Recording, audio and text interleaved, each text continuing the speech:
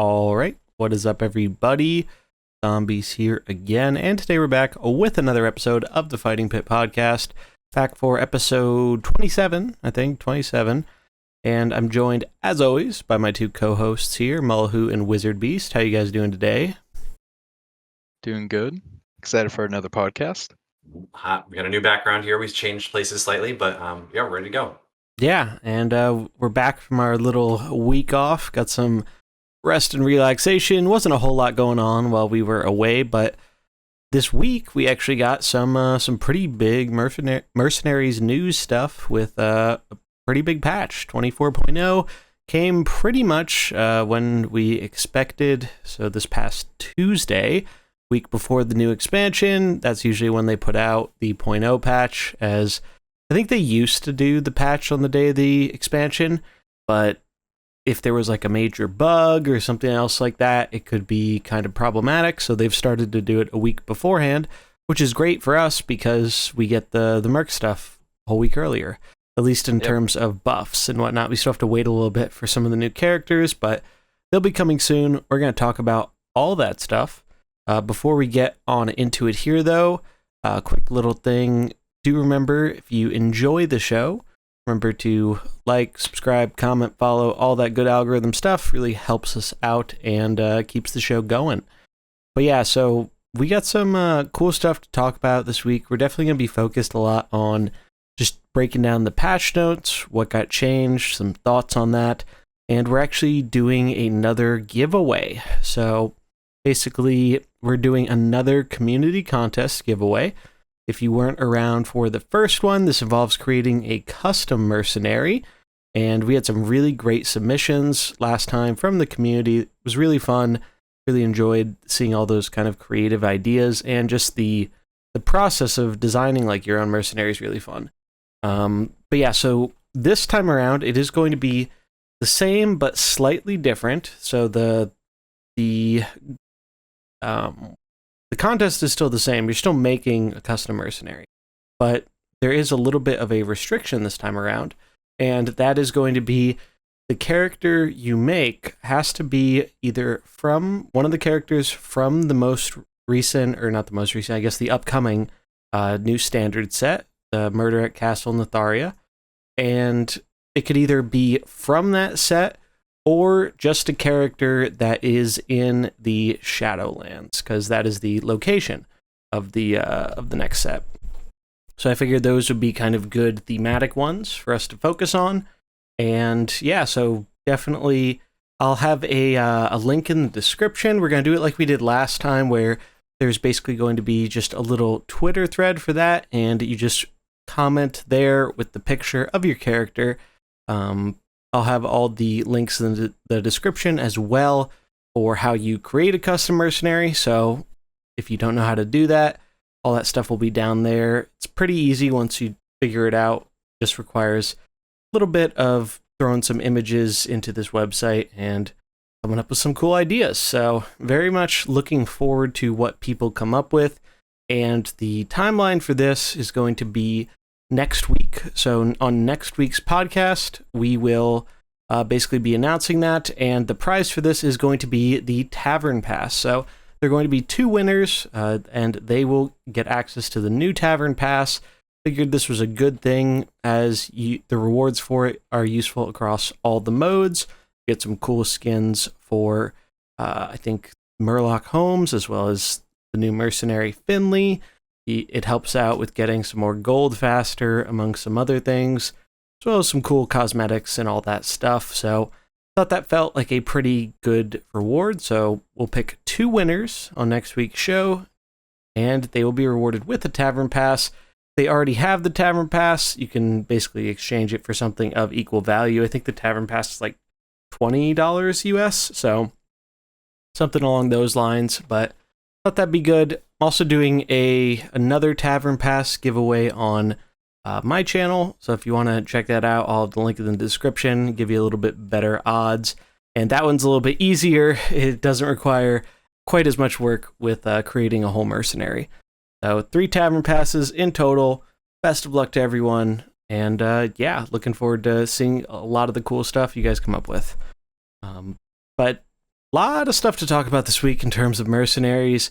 So we're going to get up the patch notes here. I'll have a link in the description if you want to check those out for yourself.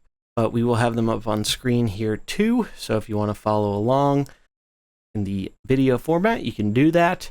The first thing we see here in the Mercenaries updates is we're getting a new event. Pretty much everyone expected this. We've gotten the 3 old gods for the last events, and now, unsurprisingly, Cthulhu coming in for the 4th event, rounding out the old gods. Don't expect another old gods one after this. I know some people were thinking about there's like another one that's like kind of an old god, but he's artificial. I think it's like Black Sheep. Gun or Oh yeah, Gahoon or Blood. whatever, It's the blood god, guy. Gahoon. yeah, Gahoon. that one. Yeah. He's legendary. So maybe that'll show up eventually, but I don't think it's going to be an event. And I don't think it's going to show up like right after the old god. But getting Cthulhu, this one is coming a little bit after the expansion. So it is starting up on August 16th. And the tasks have been data mined, so I'll have a link in the description for those if you want to take a look. The big things to know, though, the short version is you're going to want to have some dragons and you're going to want to have some protectors. But I went over all of them in a video a few days ago, and they all seem relatively tame. I think they've really toned down how hard these events are, as I think they've realized the events are a big way they get a lot of new people into the mode. They want them to be accessible, which is a good thing. So August 16th will be the starting of the Cthulhu event. And like last time, it seems they've changed the event. So now you get it on the 3rd task instead of the 2nd one. Little annoying because you don't get the character on the 1st day. So you have to wait like one more day to play with them. But not that big of a deal in the grand scheme of things. I do wonder, though, if this is like a thing where they are doing this to give people more incentive to continue the task, at least for like newer players and stuff who only might just do the first 2, get the character, and then stop doing it. So not sure about that, but at least it's only task 3, so you still get it pretty quickly. And then, as always, you do get the Diamond Cthulhu for completing all 10 tasks, as well as a golden portrait and some mercenary coins for him, as well as some of the other recently released mercenaries. So pretty nice. Looking forward to that. Again, August 16th, that will be starting up. And obviously we got Cthulhu, or we're getting Cthulhu. So let's take a look at, well, what Cthulhu is. Also, I love the little baby skin for Cthulhu. Yep. The official name is Cute-Thune. And I think that's just hilarious. I think he's in Battlegrounds too, but it's my first time seeing it. He's a really cool diamond too. They really just do a great job with the diamonds. All the diamond old gods just fantastic, and can't wait to run a 4 diamond old god squad. That's gonna be a lot of fun. But yeah, let's take a look at his stats here. So Cthulhu is a fighter. We protected this. Just kind of rounds out the old god team. Max stats: 10 attack, 85 HP. Abilities, he has mostly shadow abilities. Second ability is a summon, so it's an old god ability, much like N'Zoth has. But his first one, Mind Flay, that one is a shadow ability, and it is speed 7. Deal the Smirk's attack damage to an enemy. Death Blow, summon a 5/15 Tentacle of Cthulhu. And then second ability, Tentacle of Cthulhu. 5 speed, Old God Spell School, 5 attack, 15 health, Rush. Whenever this attacks, give your Cthulhu +5 attack, and Old God's abilities refresh 1.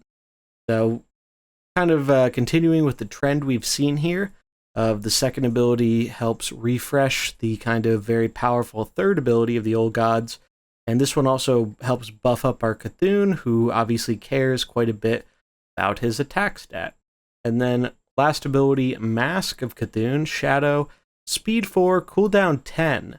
And this actually goes kind of against what we were expecting. Yeah. The cooldown 20, right? But maybe that's for the best, because 20 cooldown might be just like a little too ridiculous. Too hard to like, achieve. Yeah, to actually get that off. But this is better now, probably. It's definitely better. And it's a pretty good ability. So it's deal the Smirk's attack damage to all enemies. Death Blow. Restore 20 health to friendly old gods. Yeah, that seems pretty strong. Mhm. Honestly, especially when you Sounds good. factor in decreasing the cooldown with things like Yogg. And imagine if you go the Yasharaj ability to give them all a bunch of attack and swing in, and then the next turn or whatever, you can just make your big Cthulhu, nuke the board, heal your old gods. Maybe one of your old gods dies, so you get a Vol'jin switch in, so it's even faster. Like, pretty nuts potential there. And then his equipment, he has some cool equipment too.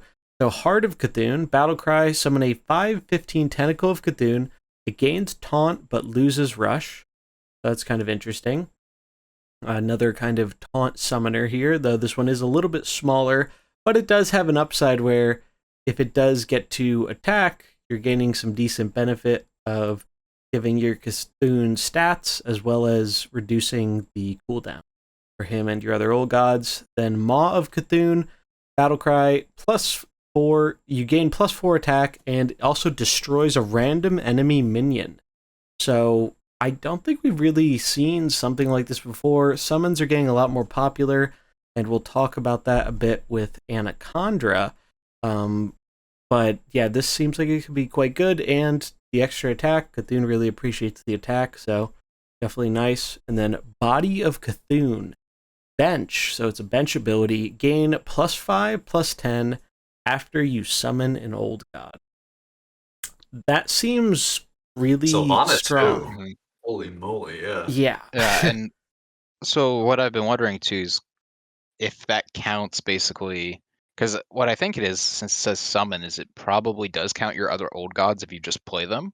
Oh yeah. So if you run Mhm. full old god comp and you leave Cthulhu on the bench, if you just play your other old gods, the other 3 at the start of the game, that should be +15, +30 right away.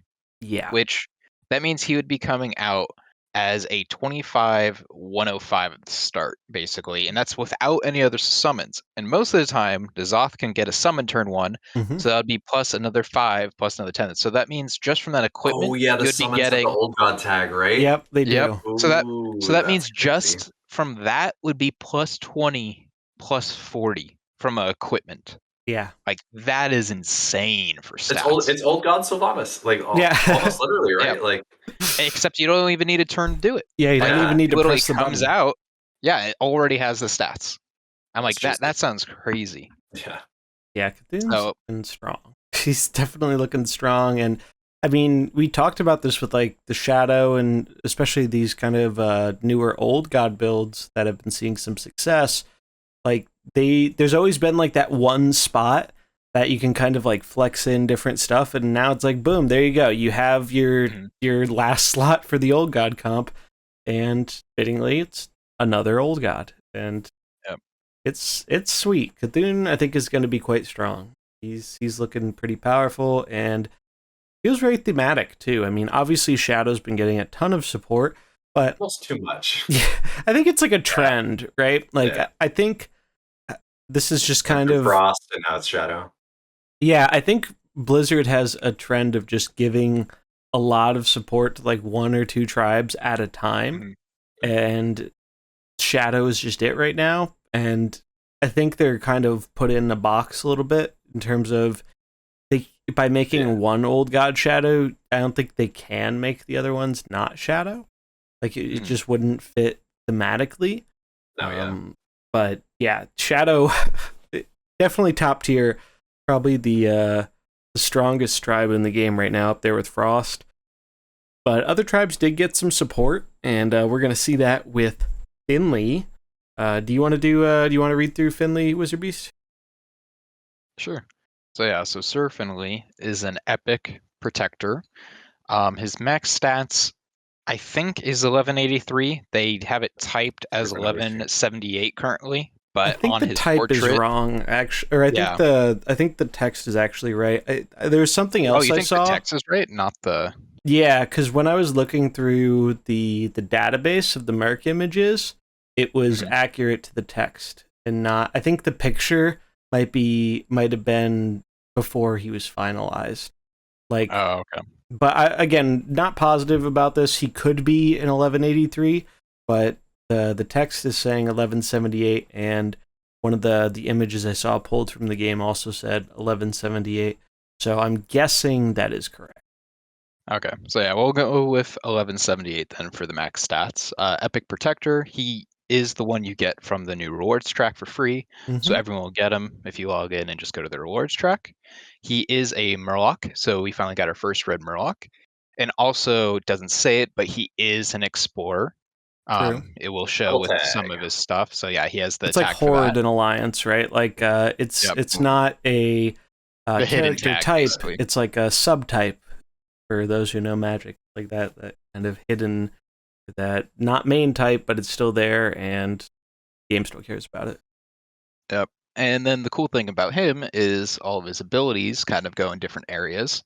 So as you will see, his first ability is Adventure Awaits at level 5, and it's also Nature. It's a speed 6, gain 8 health, and attack an enemy. If your opponent has fewer characters, you gain Divine Shield first. So that's kind of cool. Plays in with the Murlocs wanting to have a bunch of summons. So if you Hmm. have a bunch of summons right off the bat, you're getting Divine Shield and gaining life before you attack. And Murky, right? Uh, Like Murky has the summons, Murky's a and he big one, cares yeah. about Yeah, the Divine double Shield one. stuff. So it's like definitely feels like this was designed with Murky in mind, or maybe Murky was designed with this in mind.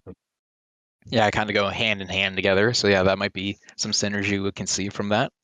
Mhm. The second ability, which actually I think is my favorite ability from him, is Mercology, which is a speed 2, cooldown 1, and you discover a decapitated Decapitated yeah, ability. Dilapidated, I Murloc think. ability. Yeah. Dilapidated Murloc ability. So it's basically introducing Discover for the first time into Mercenaries, which is going to be really cool.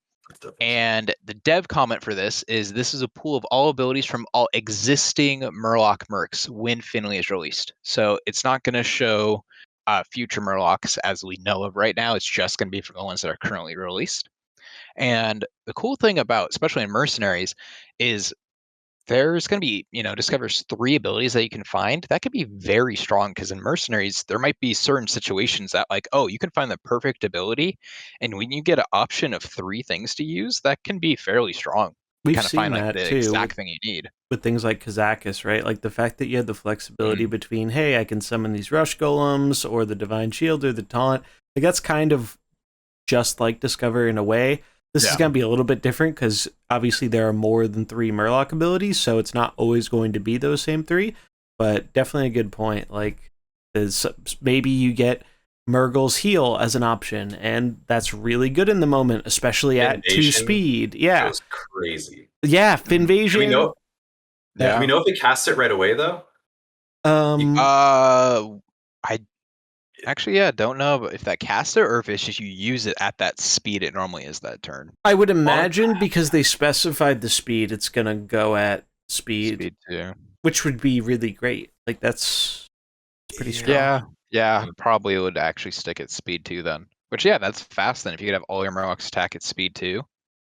My instinct So, is honestly that it probably won't cast right away because well, unless it does it randomly, right? It would be really weird for you to go like discover and then another input to be able to then okay, now click it again and then use it on something. And especially when it's a free merc, that this well, definitely kind of screams like it's probably the lower power level version, but it does have a cooldown on it though, right? Like you would almost think that it probably Yeah. wouldn't have a cooldown if you didn't cast it right away. That's what I'm thinking. So, I would I'm think certain. if they kept the ability like at its current speed, I think they'd just have 0 cooldown.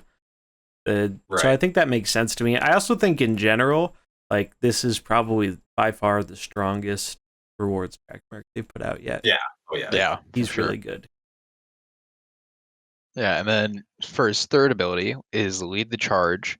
It's also a Holy ability, so we got some nature in there. He's already a Murloc, and also now has Holy. And then this is Speed 3, cooldown 1.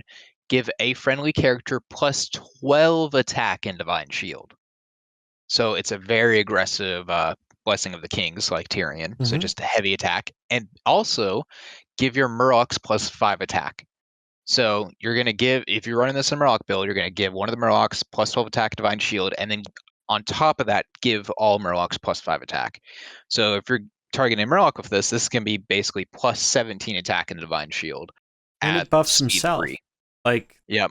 So even if you're not running a Murloc build, you're still getting value out of the +5 attack, which is really, really. I mean, you could just use it on himself and give him +17 attack and Divine Shield. That's a lot of stats, and as we'll see later when we go over the buffs, explorers really care about stats now more than ever.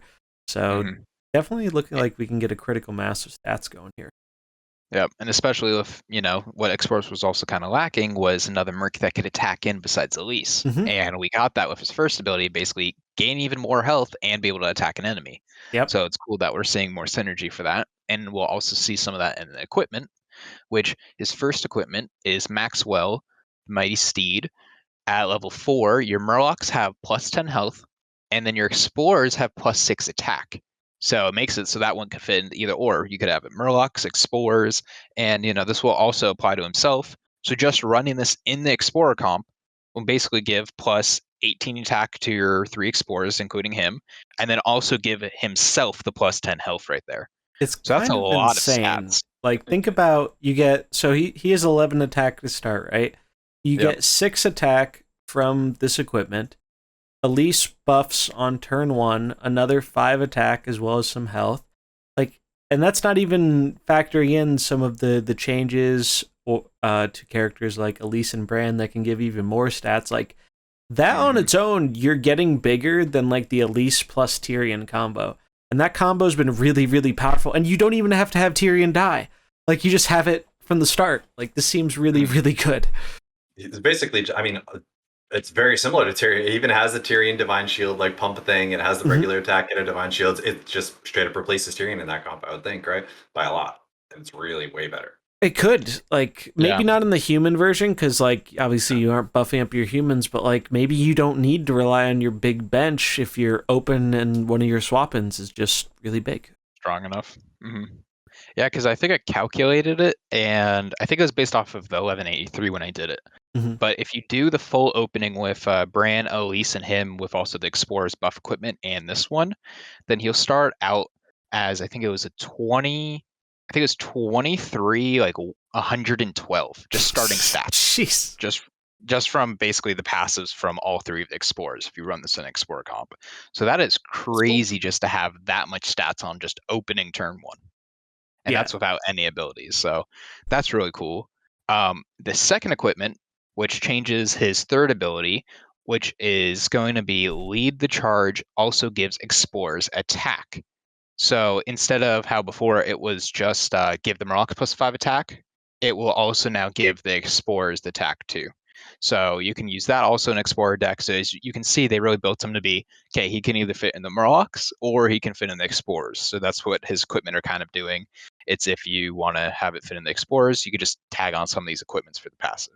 And then his last one also is going to be another passive, which is after a friendly character loses Divine Shield, deal 10 damage to a random enemy, which, as we saw with some of the first and third abilities, he has a lot of Divine Shields coming into play, which also matters with Murky too, which I think and one of the equipment is... And Murky, yeah. And Murky too. Yeah, because what was it? It was Murky's equipment is when a character loses Divine Shield, they speed up, if I'm correct, by like 2 speed the next turn. I think it's something like that, like 2 or 3 speed. They get to be faster next turn. Yeah, so you can, if you run basically say Murky, Finley, Murky, and say if you get a bunch of Divine Shields, you're going to be speeding up all your Murlocs for the next turn by like 2 or 3 speed, and then also dealing 10 damage to a random enemy for every time you lose a Divine Shield. So it's protecting yourself from damage and dealing more damage. So that's a really cool, type that they just kind of honestly popped out of nowhere a little bit. Like we saw some of the Divine Shield with Murky in the very beginning, and that was kind of by himself. Murky came in, but there hasn't been too much like with the Divine Shield side if Murky's played at all. But this kind of really ties it in together. Because his thing is very specific about giving it to Murlocs, and we just haven't had enough Murlocs that like synergize on their own, but let alone care about the Divine Shield stuff.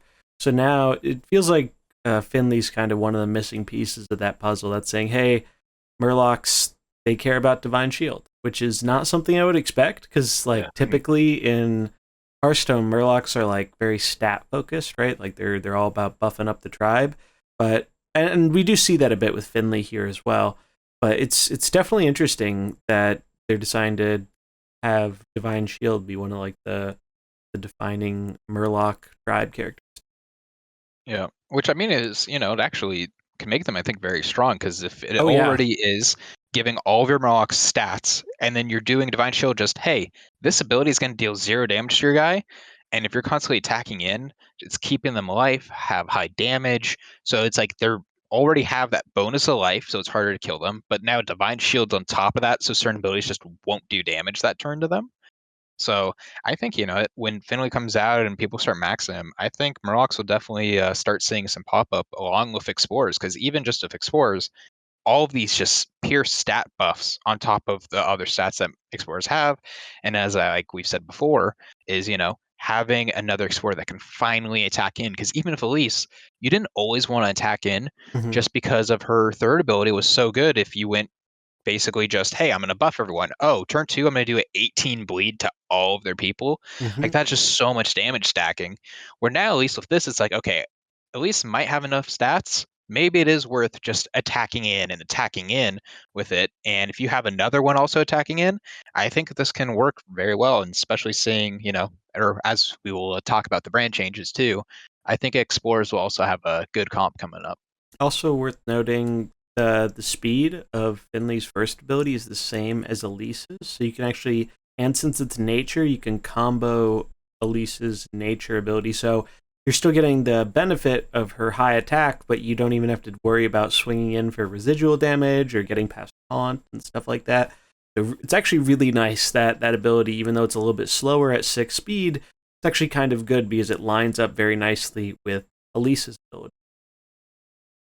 Because that's Yeah, it's like good for the nature nature combo. combo. Yeah.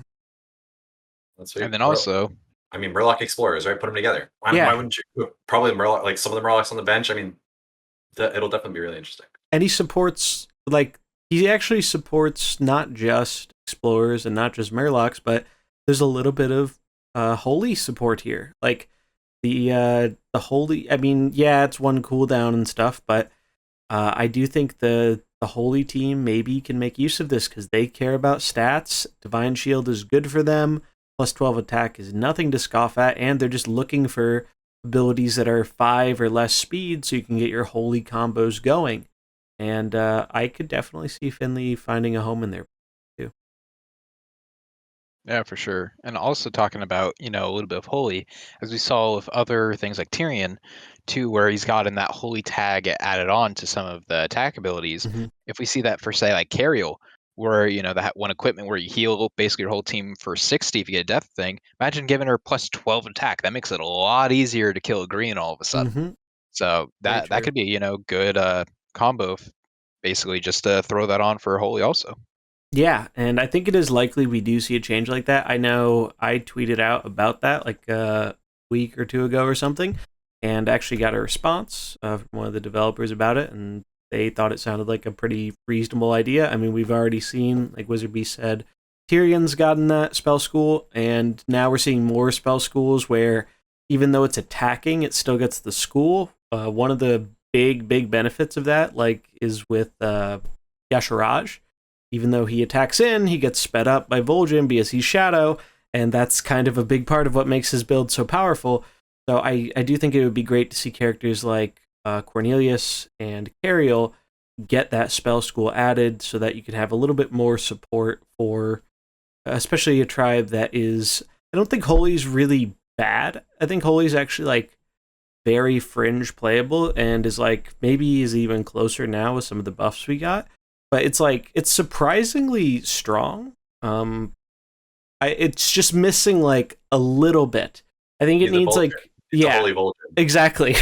Every tribe needs a Vol'jin, and then everyone. I mean, at this point, basically everyone does. Like, once they fill in, give demons a Vol'jin, give holy a Vol'jin, and you're set. There you go. Yeah, maybe a little Murloc Vol'jin action too. But yeah, no, it's Finley looks really great. Like I said, I think this is the best by far free merc we've gotten yet. Typically, the free mercs have been like a little bit underwhelming. Vanessa really didn't do very much when she came out. She's actually one of the characters who got a pretty big rework though this patch. Excited to talk about that. And then Murky, I don't think Murky was ever a bad Merc. Like, he just didn't really have much of a home in any comp because most of his abilities were so Murloc reliant, and Murlocs just weren't really, they didn't have that critical mass they need, or even just enough synergy within the tribe. But he did see a little bit of play in one of the budget comps to give something taunt so Onyxia can smack it for bigger damage.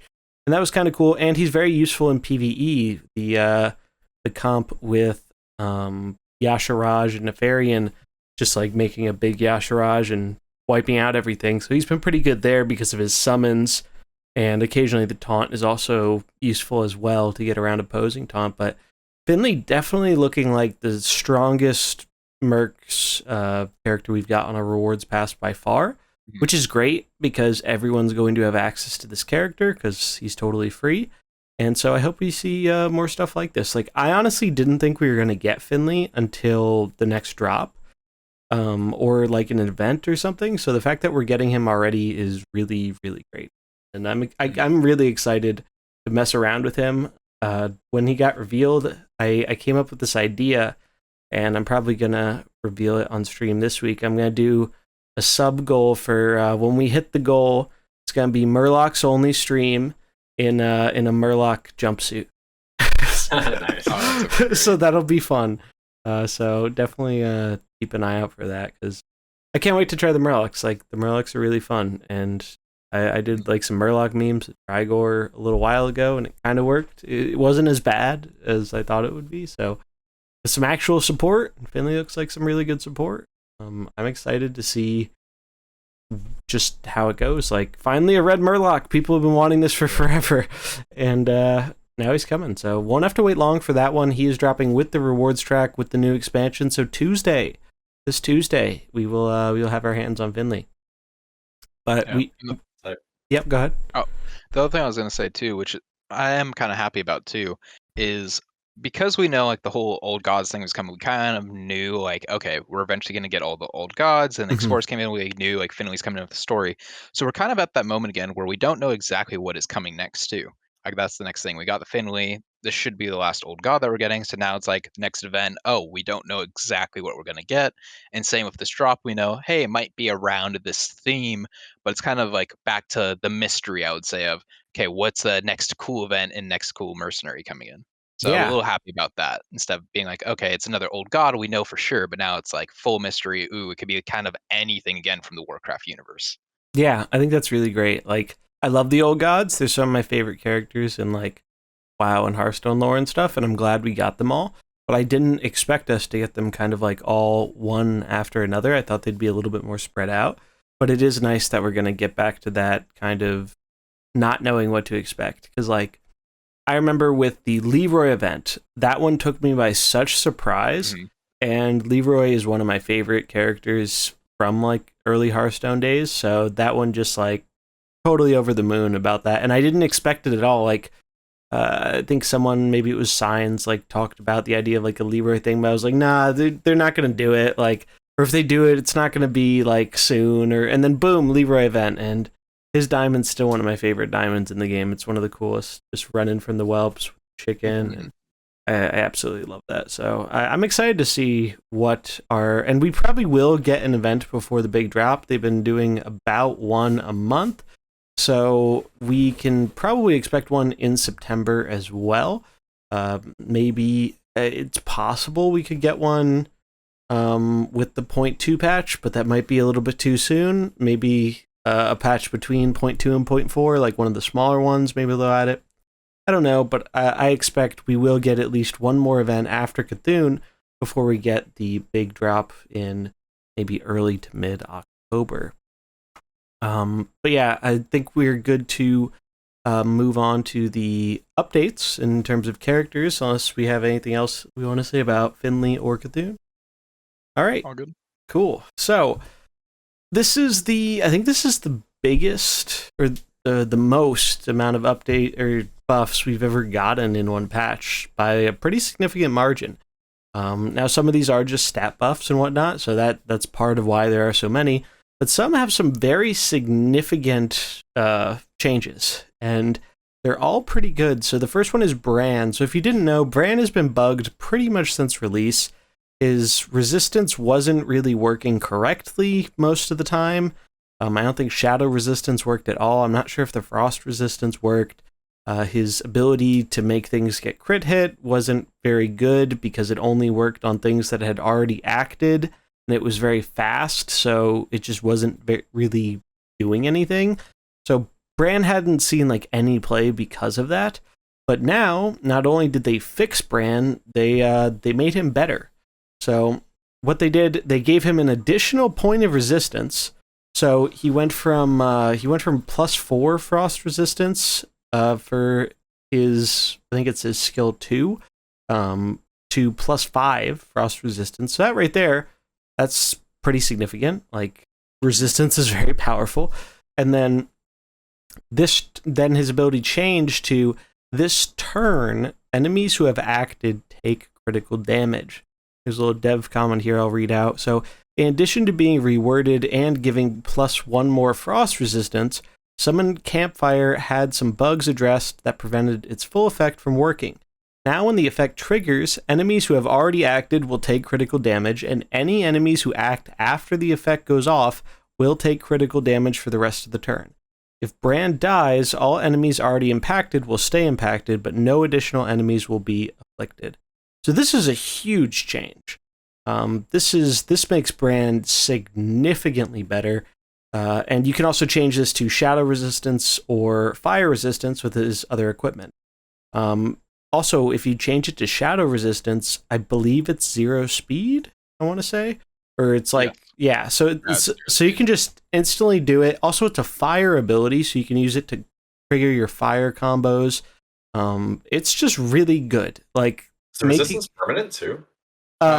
This turn, I think, right? No, the resistance is permanent. Oh, yeah. it is permanent. Just as game. It stacks. Yeah, it's only on Bran. His other skills do give resistance to your team, but yeah, this one is permanent and it does stack. So if you use this twice, you're going to have 10 resistance. That's a ton. Like, I know we have so many like big numbers in Mercenaries. You cannot underestimate how big resistance is, because resistance is applied before critical damage.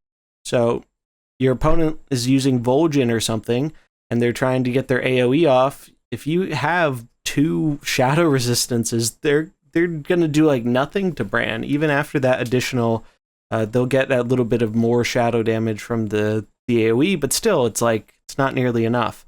So really, really sweet change there. I absolutely love this change, and this is kind of part of why Bran wasn't seeing play, was because one of his best abilities here just wasn't really working, on top of the resistance not working correctly. So now I think we're going to see a lot more of Bran. And he got another buff too. This is actually another very significant buff, and this deals with something I was honestly really worried about when he first came out. And that's his one of his items, Extra Spirit. So before it was passive. If you have them in play, Elise and Reno have +5/+12. Incredibly conditional, and didn't leave any room for Finley to be added and benefit from this. And that's kind of what I was worried about. And they have dealt with this entirely while making it better. So now it is passive. Your explorers have +5/+12. So not only is it way less conditional, it applies to Bran himself on top of it. Yeah, that's insane. Huge. That is a huge buff. We were already saying that Bran was like pretty good. Yeah, I remember you guys were. I was like so low on Bran. You guys are like, no, he's good, and he's just getting buffed pretty much across the board. Yep. Yeah, very, very significant buffs. I've tested him out a little bit, and the fire comp is really sweet when you can get the Geddon AoE critting into the Rag Die Insect critting.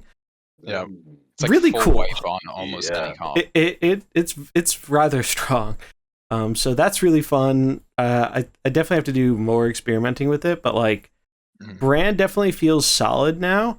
And once we get Finley, I think that +5/+12 is going to be very, very significant, because just like we were saying, the critical mass of stats for these explorers, it's going to be hard to kill them.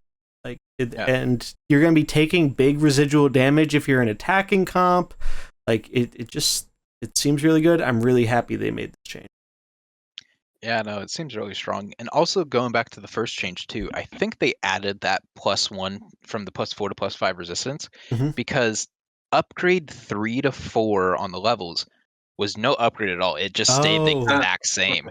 I remember seeing that's that when I right. was first maxing this ability. It went from 3 to 3, just from level 3 out 4, and then it was level 4 to 5 is when you got the +4. So at least this way, you get an actual upgrade when you spend the 150 coins for it. Before it was just use 150 coins. The number of the ability goes up, but nothing actually changed on the ability. So I think that's most likely why they changed that to give it one stat. So at least it's not like, hey, I spent 150 coins and didn't get anything. That's a So very it's good cool that point. they have that. I saw a lot of people, I remember actually like questioning that, like, hey, like, what is this upgrading? And it was just you had to do it to get the final upgrade. So that Yep. that was definitely feels bad. Also, kind of nice against Frost with Localar scaling up +4, being one above Localar with the scaling. I mean, it's a smaller thing, but definitely adding 1 point of stats on most things usually is not that big of a deal. On resistance, I would say it's probably one of the most impactful things to give a small amount of stats. Like resistance is very, very strong.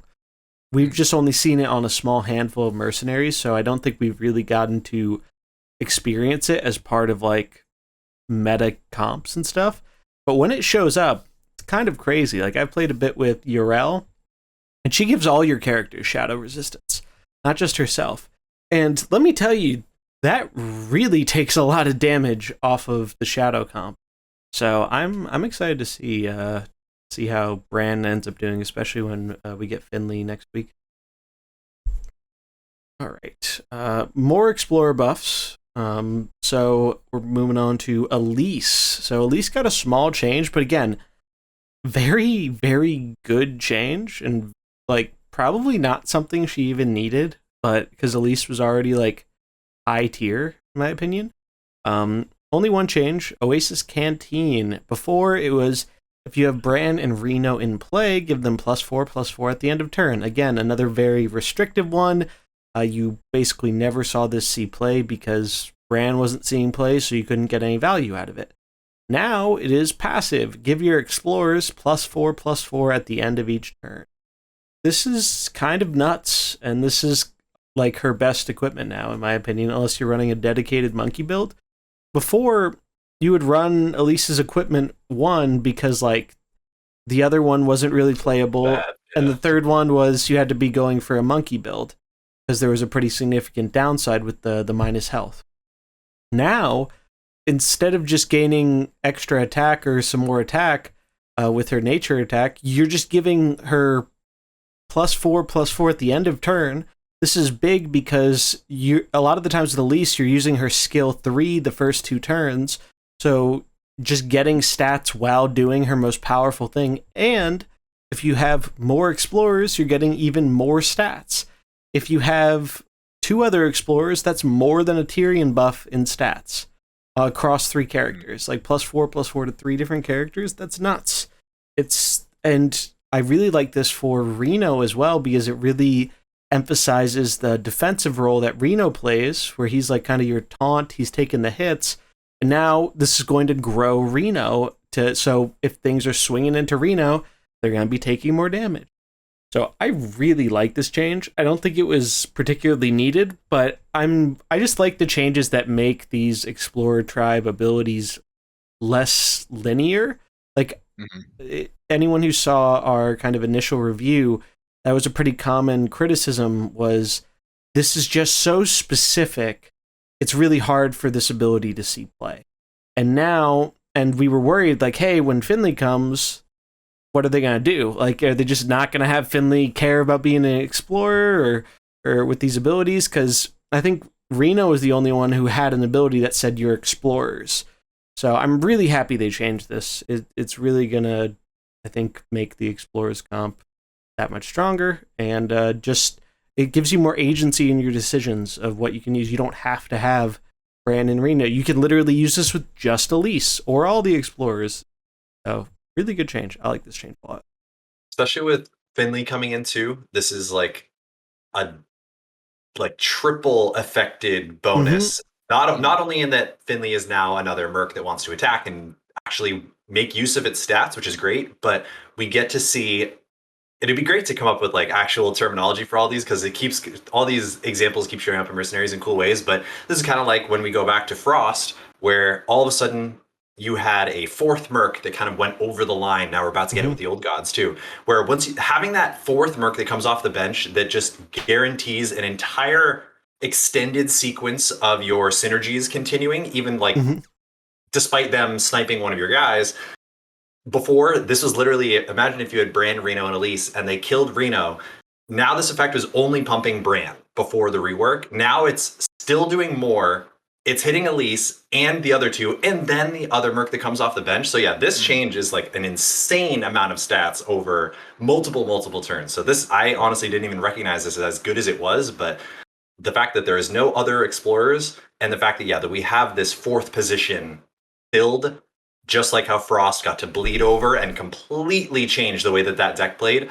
I think we're going to see a similar thing like this with Explorers, which is cool. And it's worth noting that the old version, if one of your Explorers died, the effect just stopped. It didn't just give it to Bran. It just stopped. Oh, yeah. It just you needed both of them in play. It like was a 6x buff. It was really bad before. And now it's great. It's like arguably it's her best equipment in or not in an Explorer's build. It's just good. Yeah. We're seeing a ton of stat changes across the rest of these buffs, but just in general across the board, honestly, it feels like stats are one of the easiest ways to tweak and tune things that doesn't feel broken. Like, it's not just taking 40 from a spell or anything like that, or some crazy power crept ability. Things that just increase stats, I think, are cool. Like, that will bring us back to this time of kind of doing the math a little bit more, I think, and just allows the raw numbers to compete with some of the really strong spells, which is a great direction, I think. So this is awesome. Yeah, it's like addressing some of the power creep in a way, like, and that's something I wouldn't be surprised if we saw more in the future. Instead of toning abilities down, maybe they tone health up. It's accomplishing the same thing.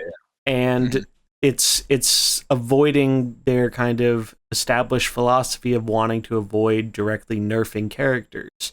So I think it's a smart way to go about it if that's the direction they're taking. Yeah. I mean, Elise was already the best explorer, and she's better now. So expect to see a lot of Elise. She's really good. Moving on, though, Reno. So Reno got some... Reno's changes are more minor, but he actually had a change that is pretty significant that isn't listed here in the patch notes. But reading the changes here, so his Wear Rich ability, or his item, was...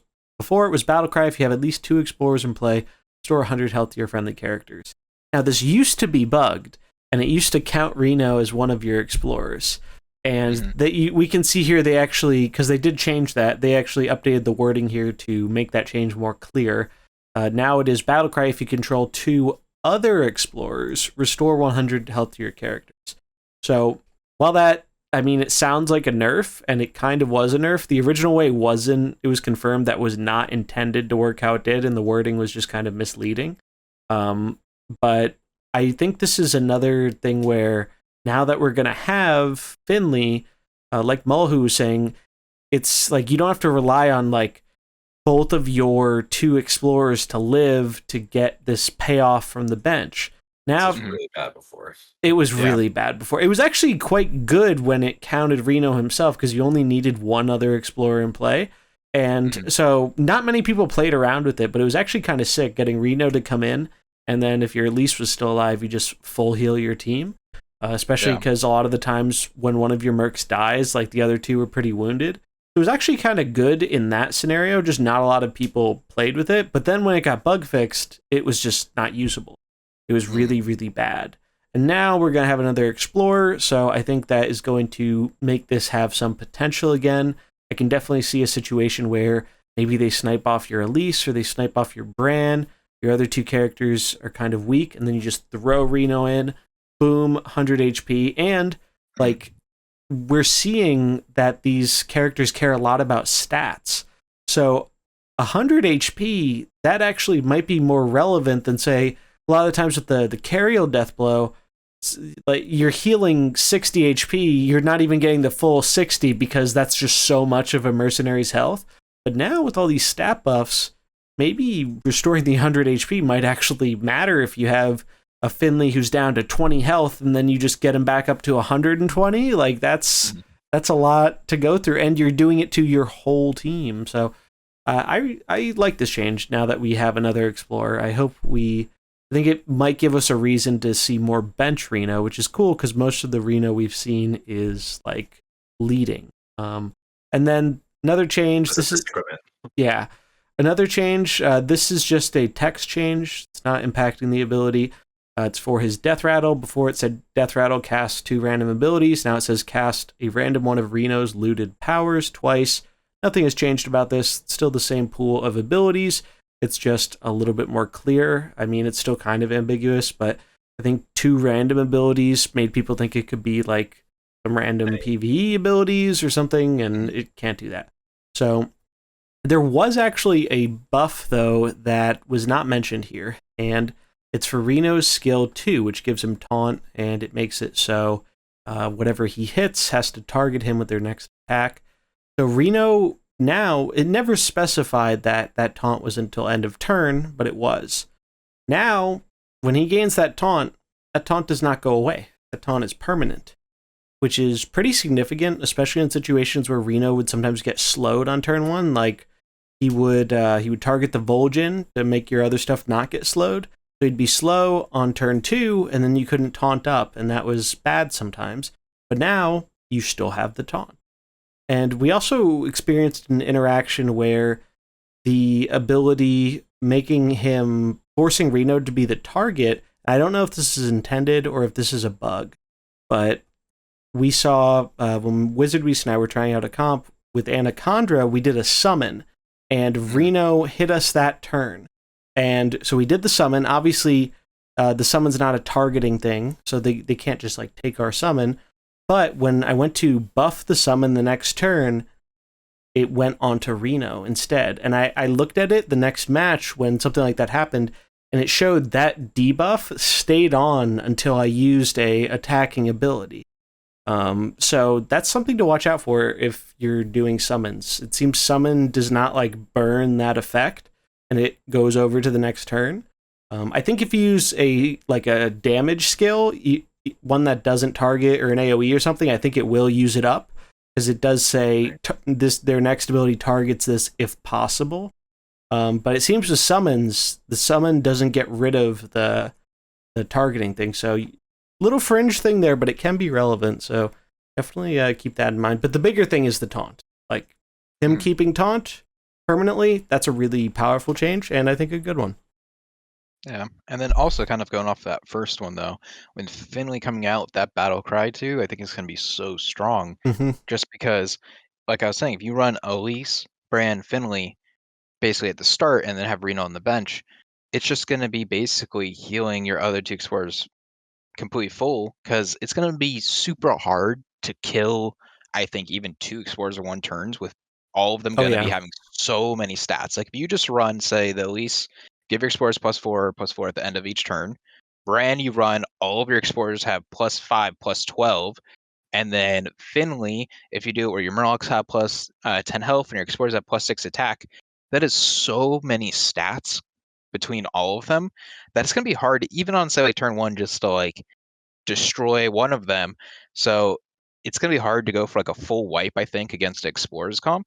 So that's basically always going to be just full heal your board, basically, of your Explorers, which when they have that many stats of they're smacking in everything, that's going to take a lot more turns than to kind of tone them all the way down. So I think that's going to be a very strong equipment, because, yeah, as we were seeing, right now there's not really been any play of it, except when I guess it was bugged before where it would count Reno, because I did run it in a comp where it would be Elise, Trigor, or Local-R, and since you had 3 big targets, most of the time they wouldn't kill Elise, and then you would full heal like your Trigor, or Local-R, and Elise, or whatever, depending on which one died, and it would be kind of used then.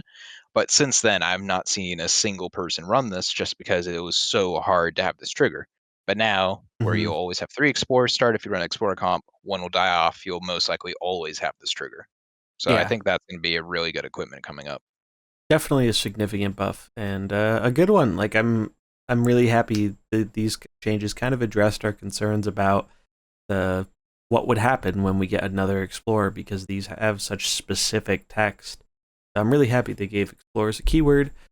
Curious if we're gonna see them do the same with the League of Evil eventually, but that would be cool. I can imagine that, just a little explorers versus League of Evil action, and we could see it too coming maybe soon because Rafam is in the new set. Yeah. Bam, there you go. Yep. We'll have to wait and see, but moving along here, Wrathion. So this is actually one of my favorite like terrible mercenaries. I've always really liked Wrathion, but he was just so bad, and he was very RNG dependent too, because like his best thing a lot of the time was his tail swipe, and sometimes it would be really important that you hit that left character, and then he just hit the right one, and it's like, all right, well, I'm screwed now. And that just felt bad because you have no agency over that decision. It's just like a flip. And also your opponents can play around it too, depending on what they put on the side. Not that anyone's playing around Wrathion, but he got some stats. He got an additional 5 HP. That's nothing to scoff at. Creeping Madness, his first skill, went from speed 8 to speed 4. That's great. I mean, most of the time you're not really using him for that, but the fact that it's much more viable now, just because you can actually do it at a reasonable speed, is pretty good. That's the one where when you hit the character, they use their next ability again, they take a bunch of damage, and it gets slowed. I don't know if that's a temporary or a permanent slow, because I've like never used that. It is a permanent slow. It is permanent, so I think it slows by 4. So that's pretty cool. I think that's a really nice change. The bigger change, though, is to tail swipe. So before, it was deal 20 damage randomly to the left or rightmost enemy, and like I explained, that was just way too RNG, and I think it was really holding back his potential. Now it is deal 15 damage to an enemy, so it's targetable, and then deal 5 damage to all enemies to the right or left of it. Just in general, I think this is more thematic of like what a tail swipe will be doing. Like you smack something and then it keeps going down the line. Worth noting, though, the bleed does not get applied to the things that get hit by the little damage. The bleed only gets hit whatever you're targeting with that 15. I was a little bit sad about that because I really like the bleed, but still very significant upgrade. I think, yeah, you're losing 5 damage or whatever, but the fact that you're able to target it, and depending on how you target it, you get a bunch of damage on other stuff, more than makes up for it. Like it's actually more damage in that way because you're dealing 15 and then 5 to like 2 other things, or even more if they're summoned. So really like this change. I'm pretty happy about it. And it gets affected by I got tossed by Wrathion actually. Oh, really? Right before we started the podcast. Yeah, the tail swipe was really good, and don't sleep on the fact that it's literally affecting the ability to go into a dragon too. Like when he turns into a dragon, gains health based on total damage. This is just increasing the damage by a lot. Before it was just flat 20. Now it's like 30. That's true. Who knows what with summon. So that damage goes up by a lot. But yeah, the fact that it's shadow, you can actually Vulge in shadow weakness, and then tail swipe, and even the little 5 damage all gets affected by the shadow weakness. It goes pretty crazy. I got absolutely sauteed by this Wrathion, who eventually became a 176 health dragon. Dang. Like the turn after that. So this change is big. And like you said, we kind of didn't really jump on it, but Creeping Madness going down to 4 speed makes it into, if you have the equipment with it, a muddy footing, basically, where you're actually going to slow them down, like old OG Brucon, like slow your ability right away, and then extra effects, and you attack, and it's a fell spell for down the line once they inevitably buff demons. So these changes are big. But Wrathion went from unplayable to 100% a consideration now for a lot of cool stuff. Yeah, I love it. And don't sleep on those stat buffs. Like that was the one meme comp I ran him in, was just you were just using the tail swipe and the bleed on it for that extra damage, because you would get 30 HP a time off of that transform, and now you can do even higher than that potentially off of just like one tail swipe. So that's really cool. The thing I do wish with Creeping Madness is still like the slow on the equipment of 4 is nice, but it's still so hard to get it off just because it has to be triggered the second turn too. So most of the time you can play around it because, say just like a cookie, for example, you go snipe turn 1, you get Creeping Madness turn 2, I'm just not going to snipe because if I do, I'm going to take 25 damage and then be permanently slowed on all my abilities by 4 for the rest of the game. So instead, just do bleed or summon the fish, which is a lot better than just taking the damage. Because there's not That's a good too point. many. That's a weird thing to remember. It's kind of like good against one button mercenaries, but we don't have quite as many of those as we used to. One cool thing. Trigor, I think, would be the only one that I know that is 100% low. I mean, but even Localar could go around it. I mean, like turn 2, you could do just your big snowball, since most of the time you run them in frost. So that's like a 30 damage thing. So it's pretty easy, I feel like, to play around it. Yeah, it definitely is. Like, it's not super strong. I like that they buffed it, but it's still probably not as good as Tail Swipe. There could be a cool combo there, though, with you use that and then you get Bane's Death Blow on skill 3 off, where you just lock their cooldowns back to their original value, and then if you hit like if they did like their base attack or whatever, then they would be forced into doing that or just doing nothing. But that's obviously a very fringe case scenario, but still cool to see. It's nice to see some of these. Like, there's no reason that ability was 8 speed. Like, there's no good reason that should have been as slow as it is, because you're not really getting a payoff for it being slow. So I think it's just a net positive overall. I do wish the blade equipment's probably still the best one for sure. Yeah, and honestly, now that you mentioned the fact that the extra damage from the left or right is gaining the stats, I kind of forgot about that. The bleed would probably be kind of insane if it did that. Because if you did 10 bleed to everything, the bleed counts. No, I don't think it does. Oh, it does. No, I've played with it. Really? I thought the bleed didn't count towards the plus. Oh, no, life. it does. It does. Oh, okay. So that's probably why they didn't do it, because I played with a big Wrathion bench comp. Like, it was just about buffing Wrathion, Vol'jin, and the Queen. And you just made them really big, and then you get 2 tail swipes in, and then you transform Wrathion. And you could kill Sylvanas, because Sylvanas just couldn't kill you, because you just had too many stats. So that probably justifies... Because now, if you're doing the bleed equipment, that's still a lot. That's 25, and then all the 5 hits. Like... I'm actually excited to try that out. And it's not counting any crits either. Exactly, yeah. Like, summons, it adds up. And so summons, good change. I think Crimson Panda put out a video trying him out in Dragons. I think he had some success. So we'll definitely have to take a look at that, because Wrathion's just a fun character. I'm glad he seems a bit more viable, and most importantly, just less RNG heavy. I think that was really holding him back. And feels more thematic too. Like, it didn't feel thematic. Like your random tail swipe goes to the left or the right. Yeah. Like this feels like a tail swipe. Like he smacks something and it keeps going. Like it's cool.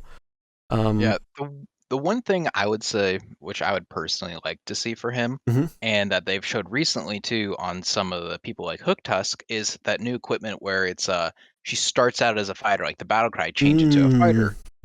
Imagine if instead of his third thing being, okay, you don't have any cooldown on his transform and gain plus attack, it was he starts as a dragon.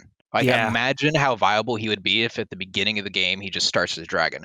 And then it would kind of, I feel like, even itself out, because then you don't get the bonus health from the damage, but then, he gets the dragon buff, which then works in a lot of dragon comps if he has it right away, instead of having to try and build it up. I feel like that would be like a perfect equipment to change for the third one, because I don't see anyone use that equipment. I feel like that's kind of, one of the outdated equipments that could be having a little work. Just, hey, start as the transform. So, you get your third ability, start as the dragon. I feel like that would be a really cool thing to see change for Wrathion. I agree. I think that would help him a lot for dragon comps, because like, it sucks he doesn't get that Nefarian attack boost. And people tried it a little bit when he first came out, but we have to remember he came before, I think, like any of the other dragons. So I don't think he was as designed with the dragon synergy in mind. And that could definitely be something I could see them updating down the road, where they say, hey, start of the game, boom, he becomes a dragon. And I think that would add viability to an equipment that probably is not going to see play otherwise. Because, like, most of the time, if you're trying to transform into a dragon, you really want to get the damage off for the extra health buff. You're, like, transforming on 1 to gain 6 attack isn't really...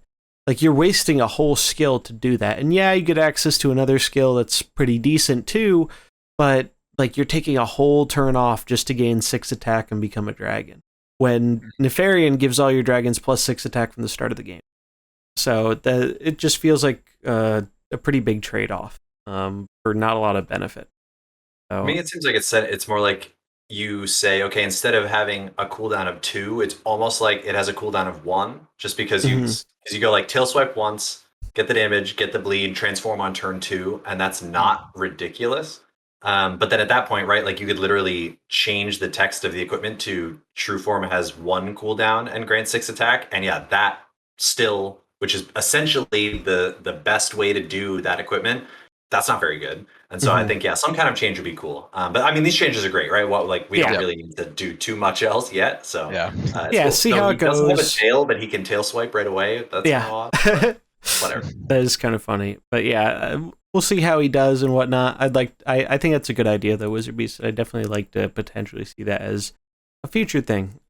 Just anytime they're making more equipments viable and I have more like reason to actually choose between 2 equipments depending on my build, I think that's a huge buff for the game because it adds player agency and decision making, and it adds different builds. So like when I see Wrathion, I don't always know, hey, he's going to transform on turn 1, or he's going to just go for a lot of the attacks and then try and get really big.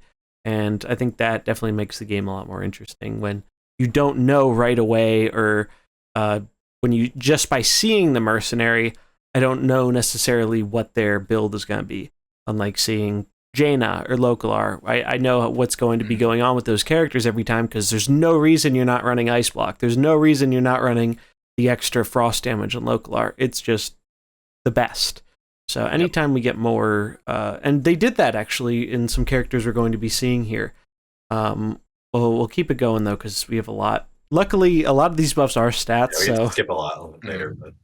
So Drekthar got some stats. I was really happy about this. I don't know why he had such low stats. He was a 1073, now he's a 1081. That's 8 HP. That's pretty significant. It's almost a full cookie buff. So definitely like that. He really did need that survivability, and now he can get even more stats if he uses Battle Cry for the extra 10. So definitely cool. And Spirit Guide, this is also a change I really, really like. So before it was cooldown 1, Battle Cry if you have Shamanism, gain Divine Shield, and Rush. This was one of the worst summons in the game. Because if you didn't have Shamanism, and Shamanism activates when one of your orcs dies? I'm looking at it right now. The third ability starts out as Fell Corruption. When an orc dies, it transforms into Shamanism. Yeah. It still has a cooldown. You still can't get the Spirit Guide buff right away. You still have to wait like 2 more turns to even be able to get an orc to die, then trigger Shamanism, then cast Spirit Guide. Yeah. It was really bad. It was hilariously bad. Now it's improved quite a lot. Now they just axed that cooldown entirely. Really good.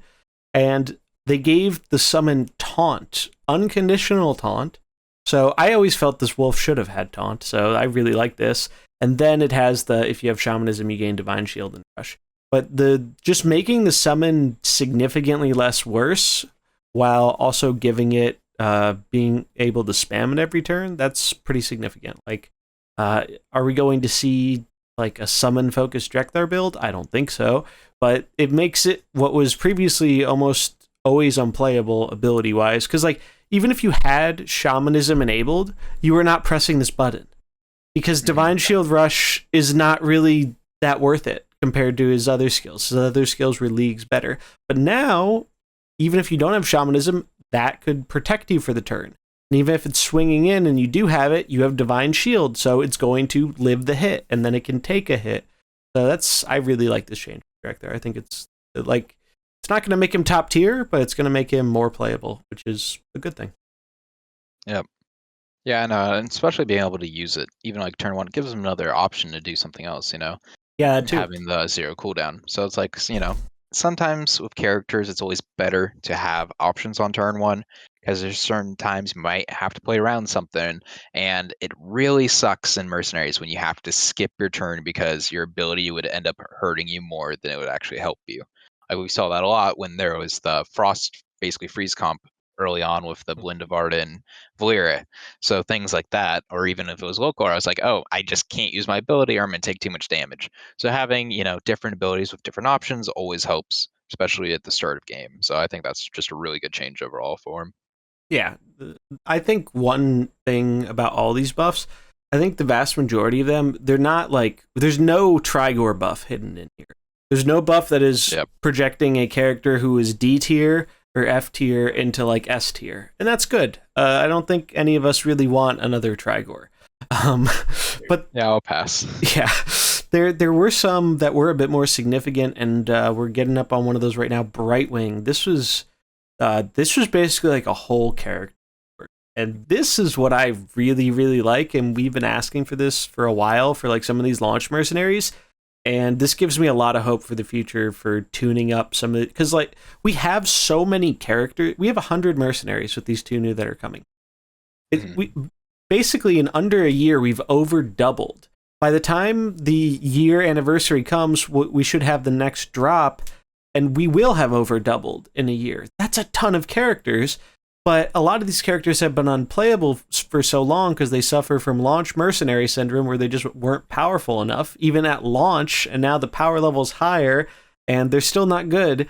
So this is really what I want to see to some of these launch characters, and this gives me a lot of hope that, because it's basically like giving us a new character without having to give us a new character. They already have the character in the game, you're just changing it, and I'm sure it takes a fair amount of work to do this as well, but it's well worth it. So, and they even did a nice little, I love that they did some dev comments here. So, Brightwing's fantasy of swapping between bench and battlefield struggled because of randomness.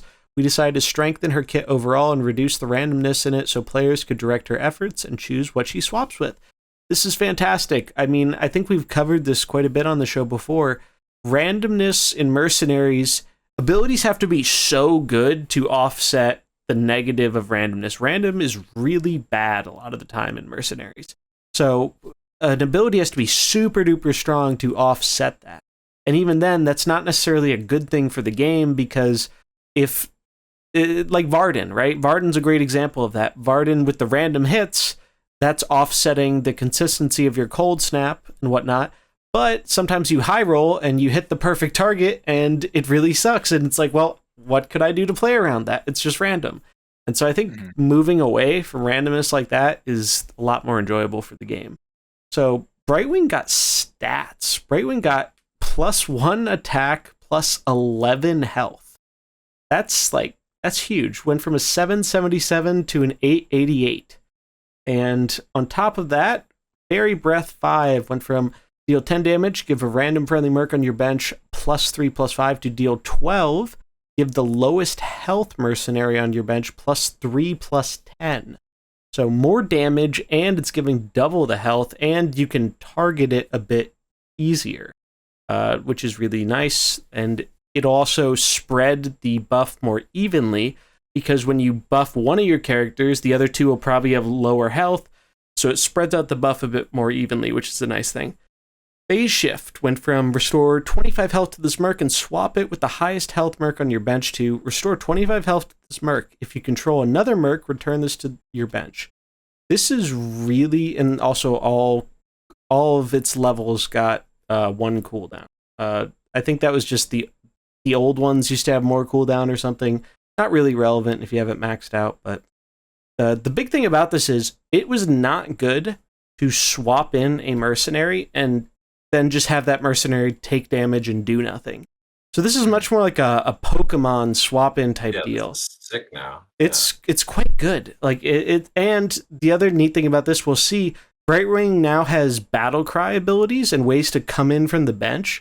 So it's a lot more like Eudora, where there's a lot of like interesting kind of planning going on around it, and you're benefiting from swapping something from your bench because Brightwing is buffing up your bench. It's a really, really cool change.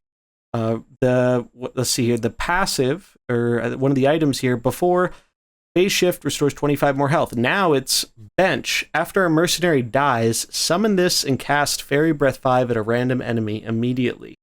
So this is a really cool one. We're seeing them interact more with the bench, which I absolutely love. Kind of like a Maestra-like effect in a way. So that's really neat. And then Brightwing's necklace. Before it was Fairy Breath gave an additional 5 health. Well, now it already does that on its own. So instead it is Battle Cry, give your lowest health merc on your bench plus 15 health. And that's pretty sweet because you can recall Brightwing. So you throw in Brightwing, gives that plus 15 health. You start blasting, keep buffing up your bench. You can return Brightwing and then just throw them back out for more health. Like it's really cool. I really, really like these changes. And I've actually ran into a few Brightwing comps and it's kind of sweet. Like I saw like a nature attrition comp with Brightwing and it was pretty cool. It was kind of threatening, and like you have to think about like, oh, is the Brightwing gonna swap out now? How big is the bench? Like it's really cool stuff. Yeah, I mean, especially that change, as you said, on the second ability, where it doesn't automatically put the merc in where they're taking damage. It is so much better now with just the restore 25 health and then put her basically back on the bench. So if you have that with the plus 15 health, if she's been damaged 25, you're healing 25 and then giving plus that 15 health when it comes back out. So right there, that's basically avoid damage and then kind of like a 40 health gain in a way just from that if she's taking damage. And being able to repeat that the longer they stay in, that's just very strong to give a plus 15 health. If you got that even off from start of game and then in the middle of the game, that's plus 30 health off of equipment is pretty good to spread it out. So, and I've even seen her in Big Humans. She's been replacing the most of the time. It was kind of like the third one opener. So it's Elise, Reno, and Brightwing now is the main one I see for Big Humans because she just gives more health, which most of the time I think it hits the Leroy, which you were always worried when he comes in if he needed that turn to kind of set up to get the immunity. Now when he has that plus 15 life and if he gets hit by any of the other Brightwing hits, it is really hard to kill the humans. And then with the aerial heals plus that 60 life, seems like now most of the time they're getting that full plus 60. So actually he's been very strong in the big human comp. And big pirates too. I know Ray, one of the people we see on ladder sometimes, posted an updated big pirates build. So it's still Elise and Tyrion, but now Brightwing is taking the third spot in that opener, and it seems pretty good. Like I think I ran into him playing it once, or someone playing it once, and it was pretty scary.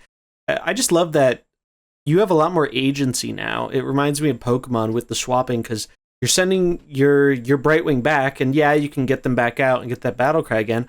Or you can swap in one of these mercs you've been buffing with Brightwing while she was on the field, and now you have an advantage because you got to choose what you're swapping in. You didn't even lose a mercenary. You still have that merc chilling on the bench.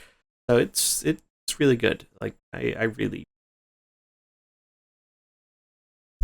Yeah, I mean, these reworks that they've been doing, on these mercenaries that we've seen with a couple of them, even patches before, I feel like they've been hitting the spot on these.